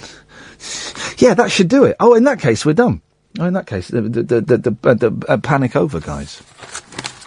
We're finished. David, thank you very much. Emma, thank you very much. Dear listener, thank you very much. Oh, and now someone calls in. I'll tell you what, go on, give him a call back. We'll take the call. We'll play that song another day. We'll play the song another day. Now someone calls in. I bet he's calling in because he thinks it's straight to air. Tell him he has to come to air now because he's buggered up the ending to the show. Well, otherwise, it would have been an excellent ending. Well, straight to air. We'll come back. It's not a permanent thing, but it's gone. It's gone for now. Okay, just because I want to make myself work a bit harder. Yes, Az. Good evening. As you were, Ian. Hip hip hip. Hip hip hip. Well, why have you decided to call in right at the last minute? Oh, I only just got home. I was driving. Oh, fair play, mate. Where you been? Anywhere nice? In the car, innit? Oh no, just uni. You just uni at this time of night? I stay late. I'm a researcher. I stay out in the lab and do all the... You're a bumlick. All the pipetting. Yeah, the old pipetting. And the centrifuging. There's something reassuring about the smell of a laboratory, isn't there? It is. It's nice. Although the chemistry ones smell weird. Well, they're making stink bombs, aren't they? There they are. Exactly. I don't like the chemistry ones. It makes me feel... I don't know. It's like going into a horror movie when I go in the chemistry lab. It's weird. I had a summer job in a laboratory once, and it was my job to get in there really early and clean everything. You know those big cleaners they have? There's going to be nasty stuff in there. Yeah. And this was a place where they were like working on cures for cancer and AIDS, right? This was like that's what I'm doing, yeah. And I was there for 3 months, and at the end of it, one of the workers said, "Do you know what's really funny, right? A lot of the stuff that you've been cleaning hasn't come back, hasn't registered as being completely clean, but it must be something wrong with the machines, because you're doing everything right, aren't you? You're rinsing everything through by hand and then putting it in the machine, aren't you?" And inside I'm thinking, I was supposed to rinse everything by hand first? Oh. And outside I went, yeah, that's weird that. It must be something wrong with the machines. Anyway, thanks a lot, bye. Most miserable job I ever had. I got not beaten up, I don't retract that, but I got bullied. Beaten up by scientists? No, I got bullied by a Nigerian cleaner. Oh. Yeah, I got bullied, yeah. We have to clean and wash everything ourselves. We don't have lackeys to do it for us. He said lackeys, by the way. You said lackeys, didn't you? Yeah, oh, good. Sorry, yeah, you said Nigeria. Oh, dear, yeah. No, I know what you mean, Thank you for clearing that up for me. Good. All of us went, what did he say? Oh.